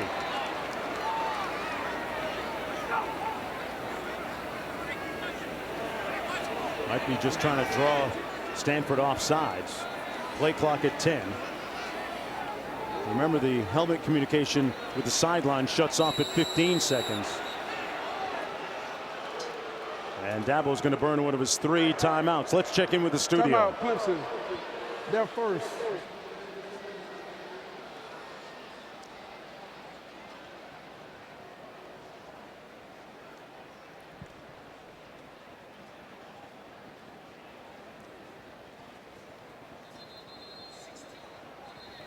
Right back here. I'll tell you what, if frustration. There is frustration here, but if they let freshmen go pro, Jeremiah Smith might be the first receiver taken in the draft after this season if he was eligible. Yeah, he is like that. He's legit. 4th and 1 coming up. And the Tigers will punt it away. Nolan Hoosier in, standing at his own 2-yard line. Pardon me, that's Swanson. Aiden Swanson punting. Cardinal should have very propitious field position as the ball harmlessly rolls down to about the 39. 44-yard punt. A lot of it roll, and Ashton Daniels, the native of Beaufort, Georgia, back at the range of this offense, which has held its own. But when you look at the turnovers, that's what has been most costly. He's 7 of 16. 1 touchdown, 2 interceptions. Young man that has about 50 friends and family members here at the game.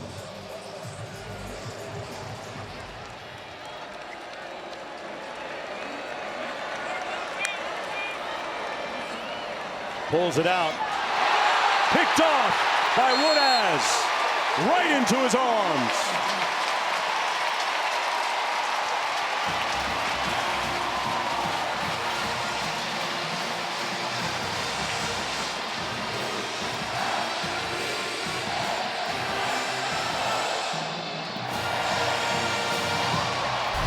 There are good plays and there are great plays. Wade Woodaz makes a great play, getting underneath, and then the athleticism to go up and grab it. Wow. The follow through. He's a former safety. That was just sort of a big safety coming in. They said, hey, if you move to linebacker, you can be elite. He's a leader of this defense, and he makes a big play for Clemson. Third interception of the day for Ashton Daniels. Yeah, they're upside down right now on that turnover margin side. 1st and 10 coming back the other way. Tigers have taken shots after most of the Stanford turnovers. They take another shot here, downtown. Complete, and around the 10, more, giving them more.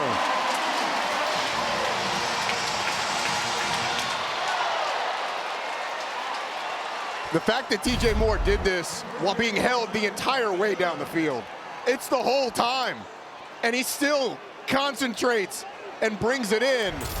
They are fired up about their freshman receivers. TJ Moore, Bryant Wesco getting most of the run. The two guys that started to play a lot after that Georgia game, and they have made plays. 1st and goal after that 34-yard pass and catch.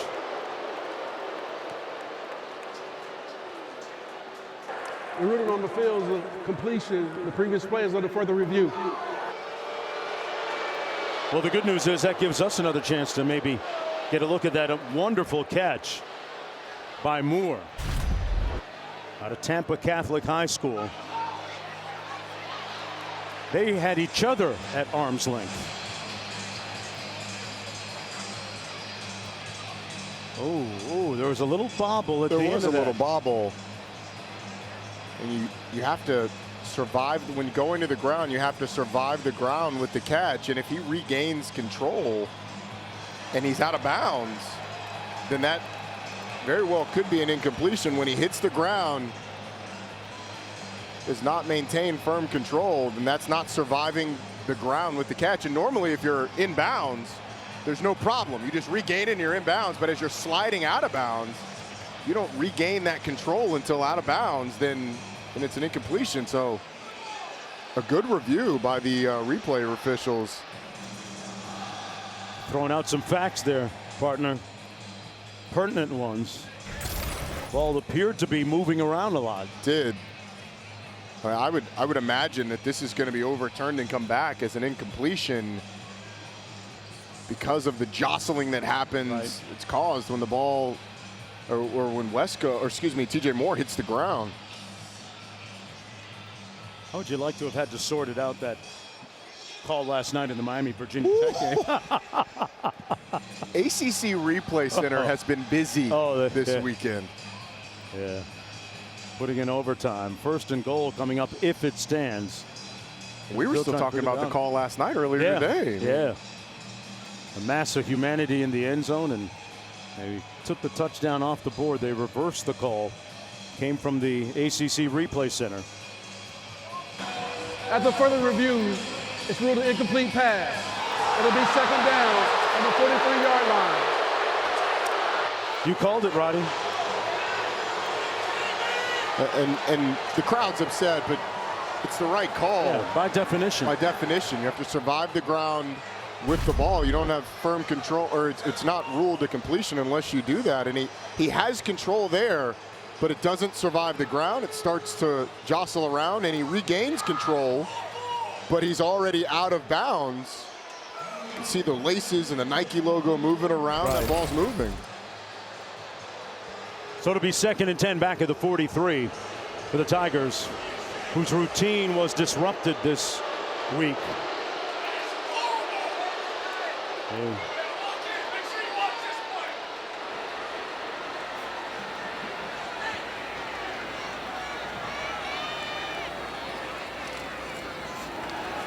Klubnik, undaunted, unafraid, complete, Turner, touchdown!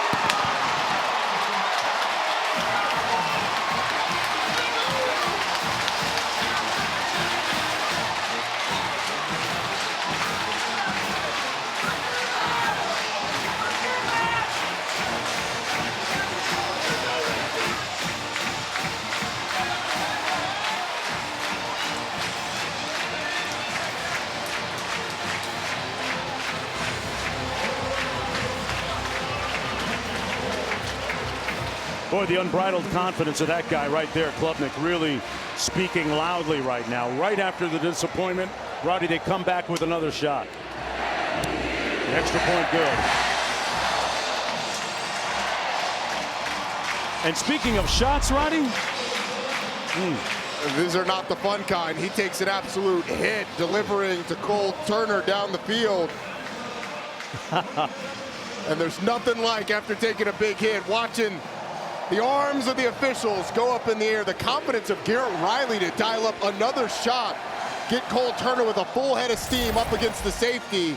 And the execution of the quarterback, tremendous. 14 touchdowns this year, 4 rushing, 10 passing in the last 3 games, pardon me.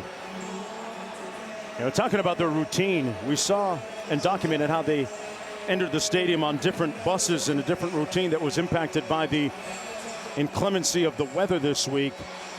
The players actually stayed in their own dorms. They usually go to a team hotel, but that hotel did not have any power or electricity like a lot of places in the area. They did get a chance to watch LeBron James's movie Res Ball, and maybe finding a little inspiration in that amongst all the circumstances.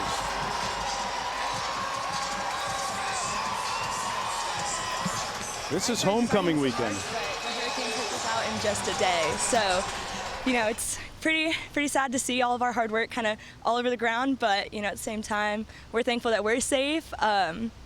Yeah, I mean it's a great Clemson tradition and we're honored to be a part of it, even though you know we give 110% even with weather. All those beautiful homecoming floats and pageantry destroyed by the weather. Ultimately, you give a lot of credit to this fan base for showing up. Many of them, their homes affected. Many of them, their homes without power, coming here for a little bit of joy, and their Clemson Tigers are providing it. 1st and 10. Complete out of the backfield, Micah Ford. Picks up a couple of yards. Hey, help people affected by Hurricane Helene. Donate at redcross.org/ESPN to help the Red Cross respond and help people recover. People do need a lot of help.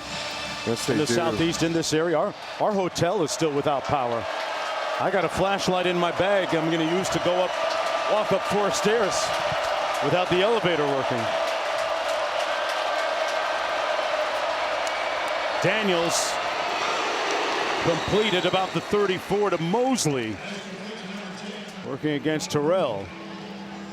How many stairs you reckon you've done the last couple days? Well, I can tell you that as I check my watch, I've got 16,000 steps, and a lot of them are, I don't know, Q, how many steps, Q? I'll tell you one thing I know, there's 12 steps on every floor. So I've basically done it blindfolded. Wow. I mean, there's 0 light. Yeah. You can use my flashlight, Q. That's the end of the 3rd quarter. 15. Justin Lamson in at quarterback for the Stanford Cardinal to start this 4th quarter. And nowhere to go for him. No gain on the play. Brett Carter in on the stop with T.J. Parker. You know, I've been doing this for 34 years. There are times I wish I was in the stands. What an atmosphere. Yeah, that was one of them. You see the fans making noise and cheering and having a fantastic time. There's a Taco Bell Live Más student section all season long. Student sections across the country competing to become the Taco Bell Live Más student section of the year. Download the Taco Bell app to learn more. One of the tremendous venues in college football, and that's going to be Clemson football.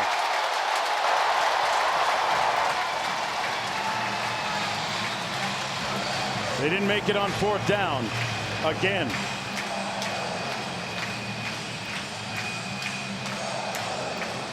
And Ashton Daniels slow to get up. Ashton Daniels, a guy that takes a lot of hits in the quarterback run game, and on the sneak, these get caught down there at the bottom, and it's sort of a massive humanity on top of him. You're getting pushed from both sides. Your backs are pushing behind you. Defense is obviously pushing against you. A little shaken up. We'll be right back.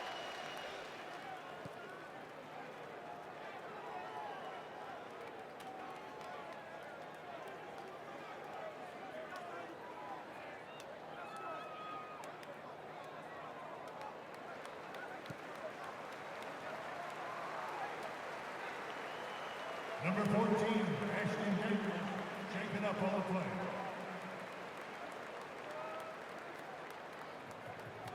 Rooted in excellence, that's Snyder Tree Care, an official partner of the Clemson Tigers. With over 26 years serving the upstate of South Carolina and the Charlotte area of North Carolina, they're your local experts in grooming, removal, and comprehensive health care for your trees and shrubs. Call Snyder Tree Care now, and let's nurture nature together.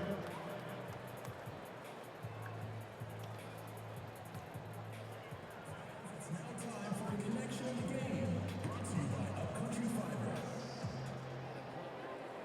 Don't play action off the ball. Once you throw, we're going to throw it downfield, looking for Cole Turner. Turner inside the box.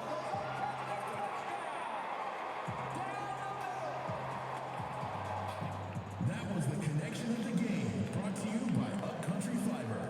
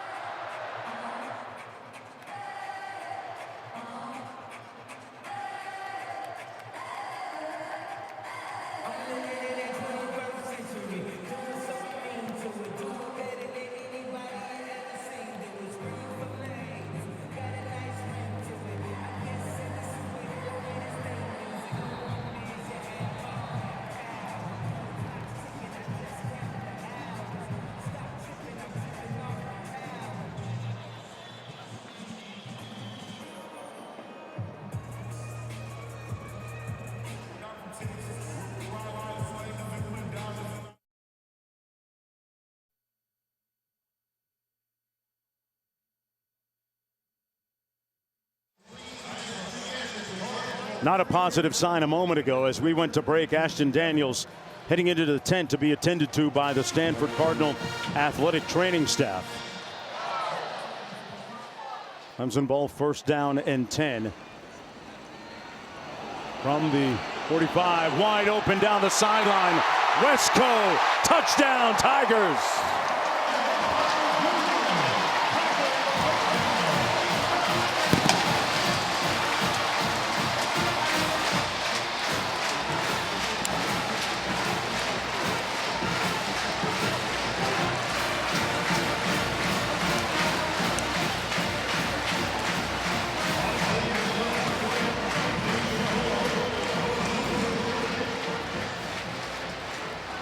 For Wesco, that's his second touchdown catch of the season, the second of his career.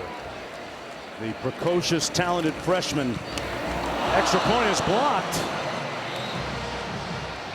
So a little teaching point for Dabo and his staff on Monday.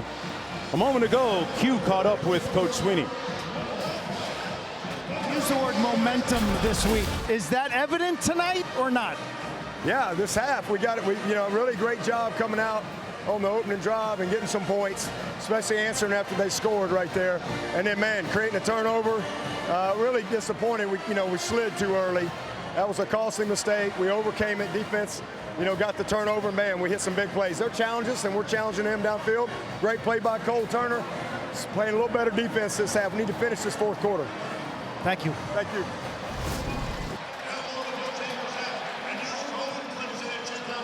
Just underway here in the fourth and final quarter.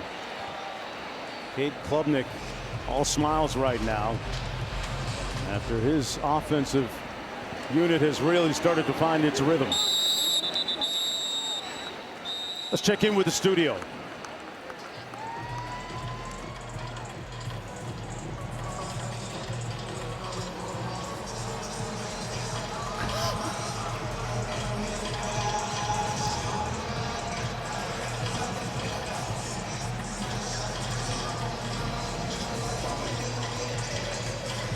Wow.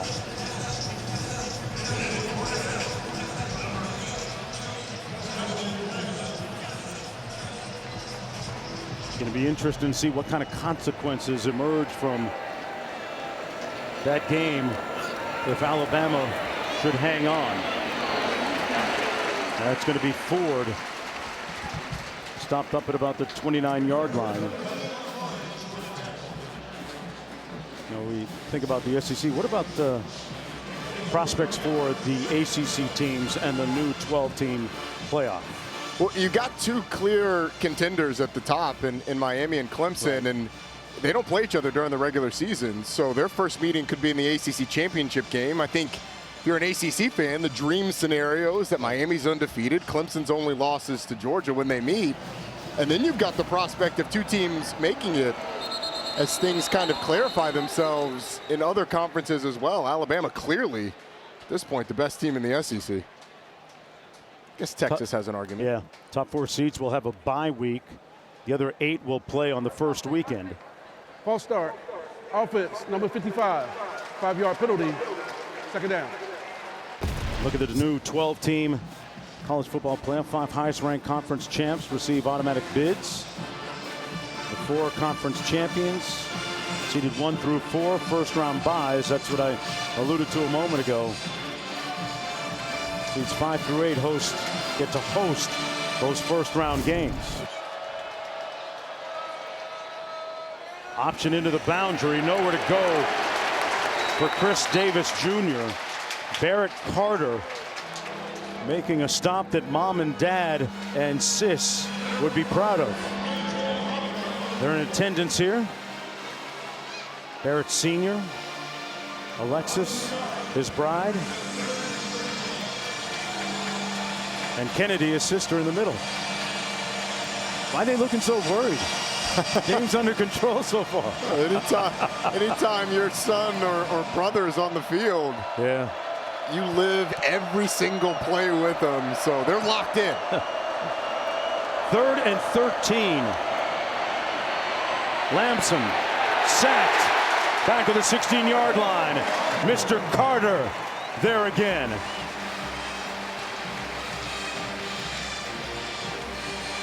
Well, mom and dad and sis have to be impressed with this one, Roddy. Yeah, and Barrett Carter's just a spy in the middle of the field.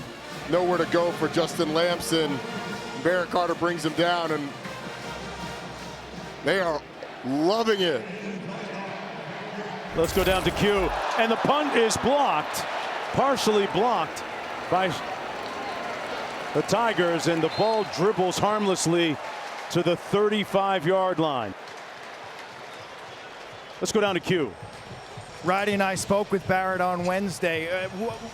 What a great young man. I said, who's your hero?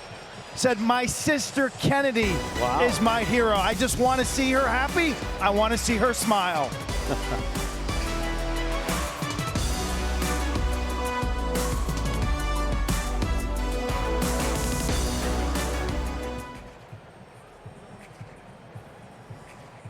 ESPN College Football Primetime is presented by IHG Hotels and Resorts. 19 hotel brands, 1 loyalty program. Download the app.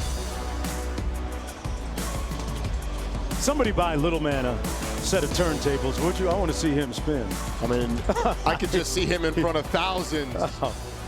Smoke machines going off, confetti. Yeah. I tell you which DJ really had it tonight was DJ Khaled. Inside that Colorado Buffalo locker room, having a little party post-game. They won big tonight. Klubnik surveys, fires completed, the 23. That's Cole Turner, who caught that touchdown a little bit earlier. One of the fastest players on the team. a 14-yard gain. Watch Cade Klubnik work from his right. He wants the double move, the screen and go. Works all the way back to his left and delivers an accurate pass. Throws it up and incomplete at the 5-yard line. Intended for TJ Moore. Clock stops with 11:23 to go. I think they just ran the exact same play, but the opposite way. Tried to hit the screen and go to the right, didn't work, so you tried to hit the screen and go to the left. Something we haven't talked about tonight is the explosiveness of this Clemson offense in contrast to last year, right? A lot of that has to do with the quarterback. A lot of it has to do with the personnel. I mean, think about who those throws have gone to. Maffa is a constant. Brought down to the 17, a gain of 4. You can look at the tangible numbers, and that's what the improvement looks like dating back to last season. Remember, they've had over 55 points in the last 2 games. And right now with 33 with plenty of time to go. Third and 6. Klubnik into the end zone, and there's going to be a flag. Moore was dragged down by Manley. They have been giving him work tonight, simply put. Pass interference. Defense, number 4. 15-yard penalty. First down. Stanford has left him on an island a lot. And look, he's competed. And so I give him a lot of credit for that. Again, had a tough game a week ago against Syracuse at times. And at times tonight it's been tough. But the thing at corner is you can win more battles than you lose. Right. But the ones that you lose really cost your defense. That's Excedrin headache number 42 right there. Or is it jet lag? Yeah, both. First and goal for the Tigers. Stanford trying to get lined up. Manley running onto the field. It doesn't matter. Touchdown, Tigers. Henry. Another one.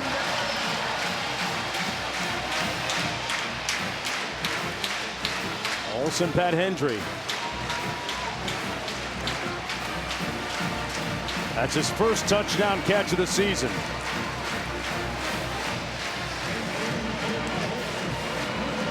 And another offensive explosion by Clemson for its 3rd consecutive game.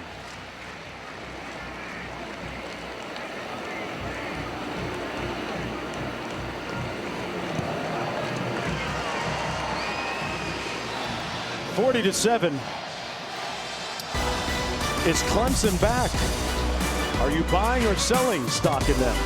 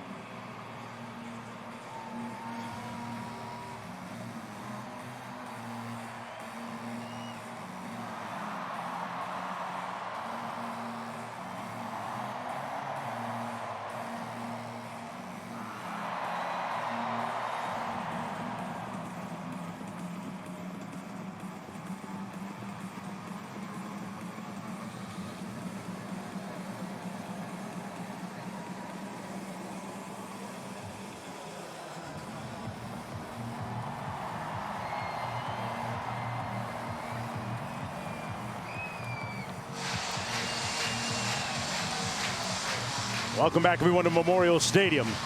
Clemson in control, 40-7. Looking for their 3rd consecutive win. As you're watching ESPN College Football Primetime, presented by IHG Hotels and Resorts.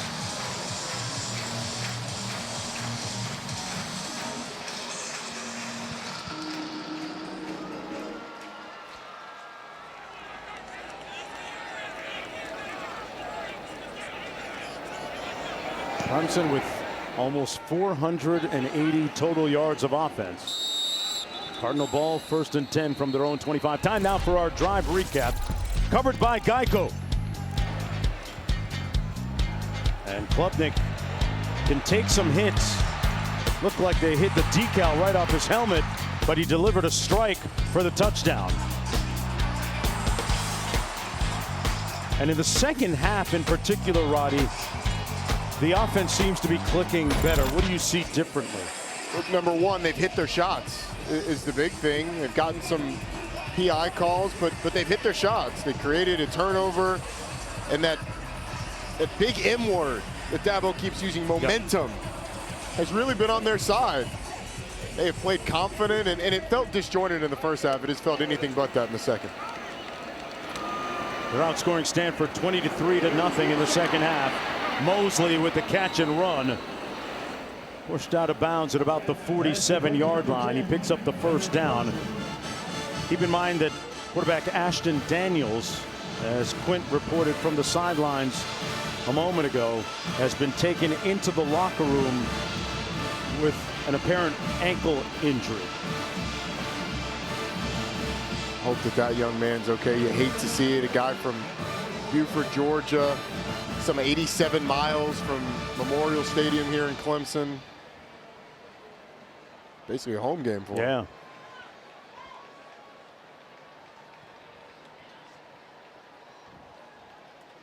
The ruling on the field is being reviewed if the runner's knee was down. Well, that replay center, ACC replay center, not getting many breaks tonight. Was his knee down or not? Is it touching? You can see it right there. Yeah, it looks like it's down. Got that high resolution right there. It looks like it's touching the turf. He was wearing the green leggings. You may not be able to tell, but the white stands out. There you go.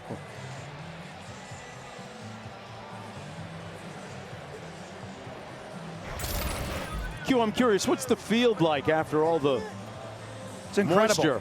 It's incredible to think about the rain that this region received on Thursday and Friday, that this carpet is about as immaculate as it gets. You'd walk out here, Mark, and you don't even know that it rained yesterday, and an amount, monsoon basically. This field is really a testament to the hard work of the folks here. It's as good as it gets. Yeah. And Q, the grounds crew's been doing a great job here for years. And when I played here, it's one of my favorite fields to play on because it was a firm but forgiving track, low-cut grass. And there's places that you don't look forward to going to play because you know the track's not great. Hey, man, I just want to know, what kind of numbers did you put up here? Did you give these guys work? I don't know if I gave them work. We had a good record. We were 1-1 here. Oh, okay. 4-1 in my career against the Tigers. Oh. So. After further review, the runner's knee was down at the 31-yard line. It's going to be second down. Stanford. So they're going to bring it back to the 31-yard line. I'm going to hit that search bar and punch in Roddy Jones versus Clemson. You don't have to. No verification needed? No verification needed. Let's just say a lot of hard hits happened on this field, and I was on the receiving end. Iomanner couldn't hang on, just through his outstretched arms. Incomplete. It's been a relatively quiet night for Iomanner. Had the one touchdown. An opportunity here. It's rare that you see the ball hit his hands and end up on the turf. He's made much more difficult catches than that.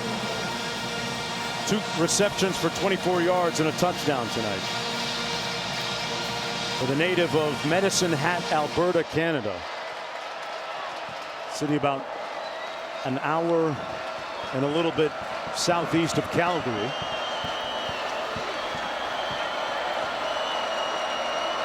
Third and 4. Lamson going to try and run for the first down and appears to have gotten there.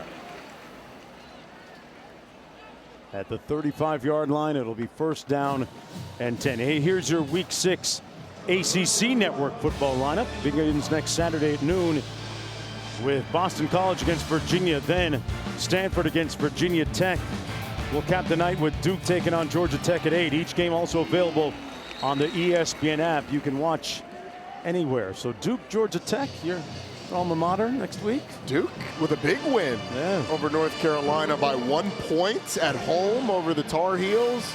Tar Heels in a rough spot right now after dropping the game last week to James Madison in embarrassing fashion. Duke was behind in that ball game, came back from behind, and Georgia Tech coming off of a bye week after losing to Louisville. Should be a fun one. Manny Diaz. Undefeated, Manny Diaz. On 2nd and 11, incomplete. Lamson threw it over the other shoulder. Iominer couldn't get to it. It'll be 3rd down and 11. Ashton Hampton, who had the coverage on that, was down on the field pregame. Right. He is one of the biggest cornerbacks I've ever seen in my life. I mean, straight out of Central Cass. He's listed at 6'2". He looks taller than that. Wow. And as a freshman, he's earned a little bit of playing time. They've been able to play a lot of guys, but I mean, he's got a bright future at the cornerback position. Yeah, he had the nice pick 6 last week against NC State. 3rd and 11. Lamson incomplete. Broken up by Sammy Brown, intended for Irvin. So it'll be 4th down. In comes the punting unit with 8:46 to go.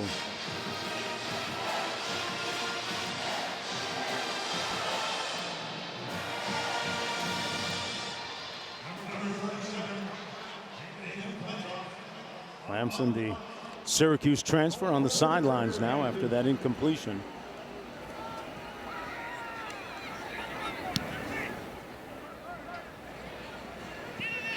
Punt bounces at about the 27. Down at about the 23. 42-yard punt, nothing on the return. We asked you a little bit earlier. 3 consecutive wins now, potentially. Are you buying or selling the Clemson stock? I'm doing what Dabo said after this next stretch of games. After the NC State loss, said going to load up on Clemson stock. I don't take my financial advice from William Christopher Sweeney very often, but if I could buy Clemson, I would absolutely buy, in all seriousness. Look, the first half was a little sloppy, but this was a team that I thought coming into the year could be a top 10 team in the country. With the exception of 1 half of ball against Georgia, they've looked like it. Sure have. Vizina in at quarterback. Christopher Vizina hands it off to Haynes. Short gain on the play. Matt Rose making the tackle. There's a look at the freshman from Birmingham, Alabama. Remember now, we saw Dabo, a win tonight for Clemson. He would tie Bobby Bowden on the all-time wins list in the ACC. And it was interesting to hear Sweeney tell us that when he first got the job here, interim position as an interim head coach, Bobby Bowden was the first one to call him. He's been a mentor and was a mentor to Dabo for a long time. Offense, number 55. 5-yard penalty, 2nd down. Sweeney says that he still has an old voicemail recording of Bobby Bowden that he saved for nostalgic reasons. Talk about one of the legends of the profession.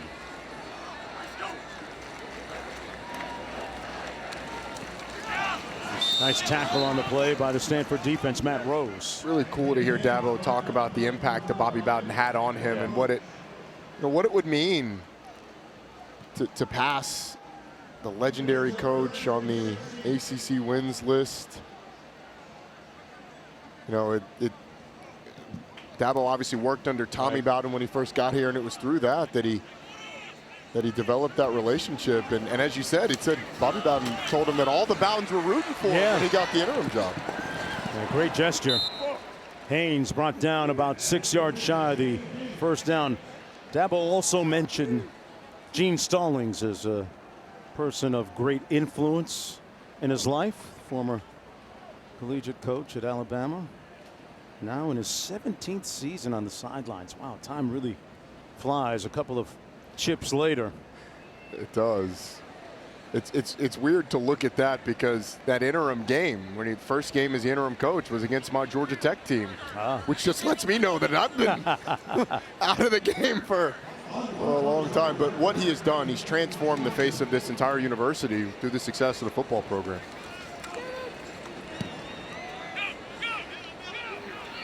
Line drive punt fielded at the 35 by Bachmeier, brought down immediately at the 34-yard line. 38-yard punt, nothing on the return, 1st and 10 for the Tiger. And in a profession where tenures don't usually run that long, look at that impressive list.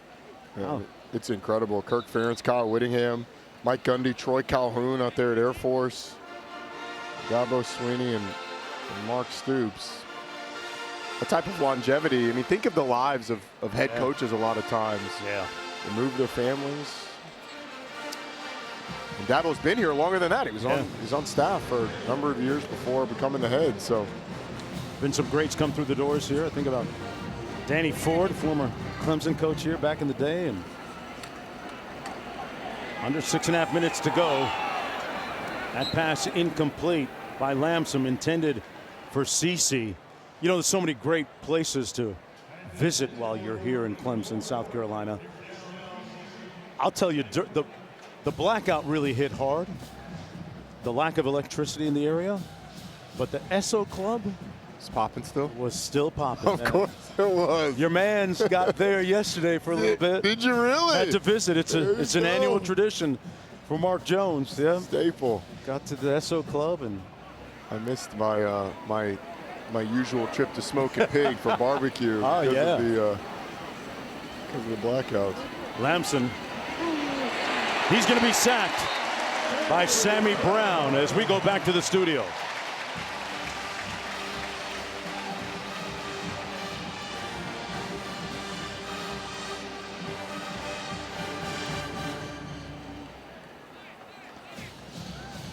All right, 3rd and 19 coming up.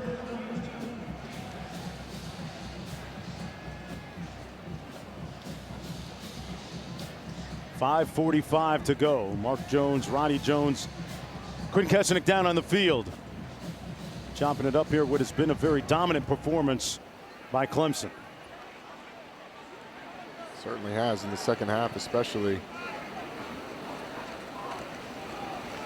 A little counter. Irvin with a yawning hole, puts his hat down and picks up the first down. A spirited run by Cedric Irvin out of Christopher Columbus High School in South Florida. 19 yards. Stanford team, it obviously got away from him in the second half, and one of their biggest concerns will be the health of Ashton Daniels.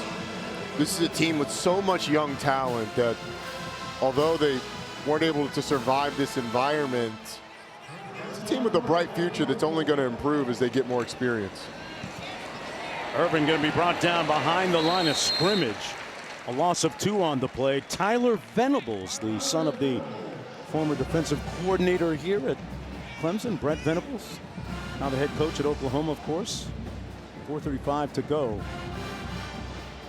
So Stanford players with school starting will pull out their books and probably get a little studying done on the plane ride home.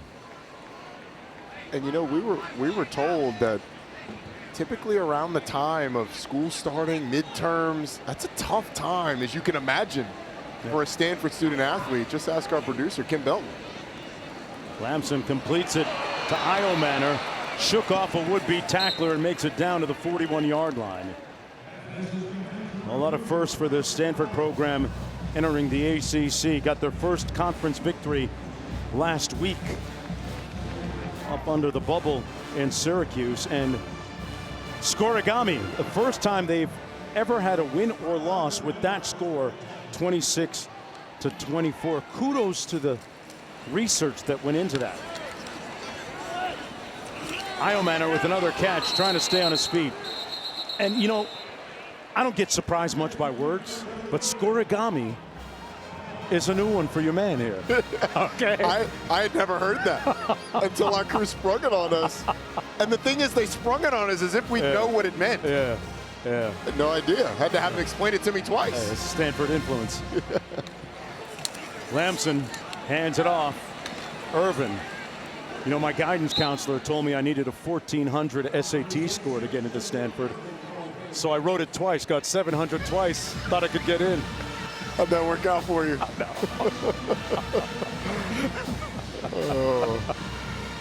Oh, that's where we are, folks. 40-7. And a real perspective check for everybody here in the stadium and the teams on the field with the unforgiving weather this week in the Southeast. Thankful we're able to just play a football game and broadcast it to you. What a catch. Did he stay in bounds? Touchdown, Mosley. He got his feet in miraculously for the catch. Emmett Mosley with a 22-yard touchdown reception. Put down in bounds. He hits the pylon, so he gets goal line extended. Ball goes across the goal line. Great call by the officiating crew. He was right there and saw it. They had a great view of it. Great body control by a freshman. Emmett Mosley got the first touch of the game offensively for Stanford. And he caps that 66-yard, 8-play drive. Contorting his body to make that catch.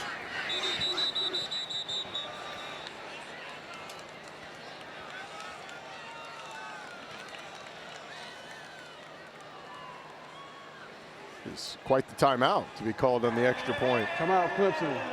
Their second. 30-second timeout.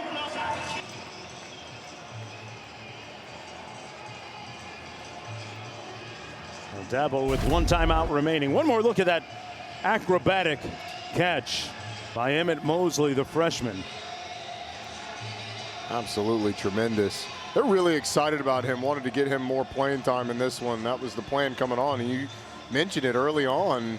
You got him involved. First touch of the game. But as you can see, that foot's in bounds. The ball is past the goal line when he hits the pylon. It's a touchdown. Not sure if Dabo's arguing. And there's Ashton Daniels right in the middle of the screen with the boot on his left foot. Man, you hate to see that being consoled by a teammate. Yeah, visibly upset at his current circumstance.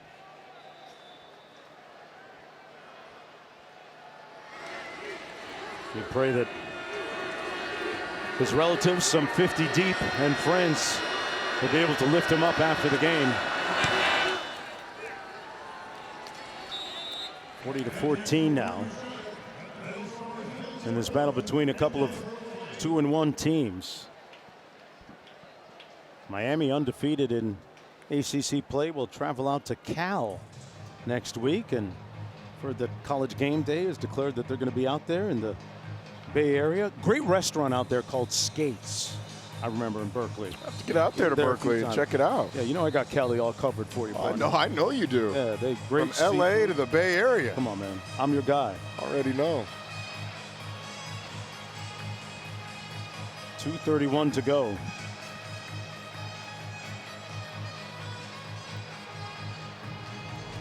So next week, Clemson will take on Florida State in Tallahassee. An area, by the way, that was also ravaged by that environmental cataclysm called Helene.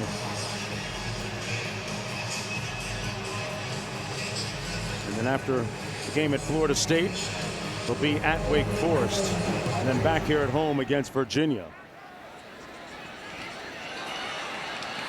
Tigers will take it out of the end zone. And a big hit at the 20 by Dubray. Let's take a look at the standings as Haynes took that hit. Duke undefeated at 5-0. Who had that on their bingo card? Duke and Miami at 1-0. Yep. Pittsburgh still undefeated. Hasn't yet started ACC play. They do that next week with a game against North Carolina.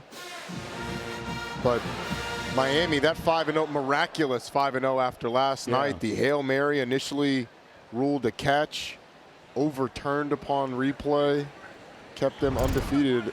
Again, neither Miami and Clemson don't play each other Both of them play Louisville, the other ranked team in the ACC. Took a loss today. They may not be ranked. Yeah. Took a loss to Notre Dame. Adams on the carry with 2:19 to play. Yeah, that last gasp throw by drones of Virginia Tech last night gave me flashbacks of Doug Flutie. Yeah. And that miraculous finish at the Orange Bowl by BC back in the day. My neighbors in Dade County don't like that. No, This is the 2-minute I timeout. imagine they wouldn't. 2-minute timeout. One of the new wrinkles in college football this year. 2nd and 6 coming up on the other side of this break.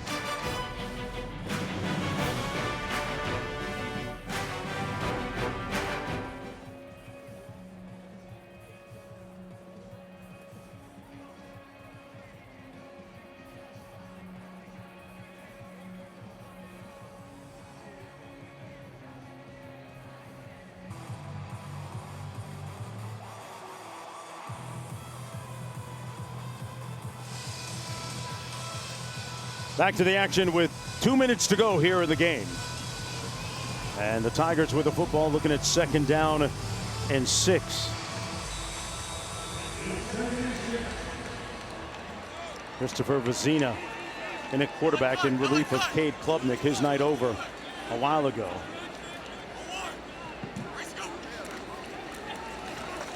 Adams on the carry. Met right in the hole for a gain of about 1 yard on the play. 3rd down coming up.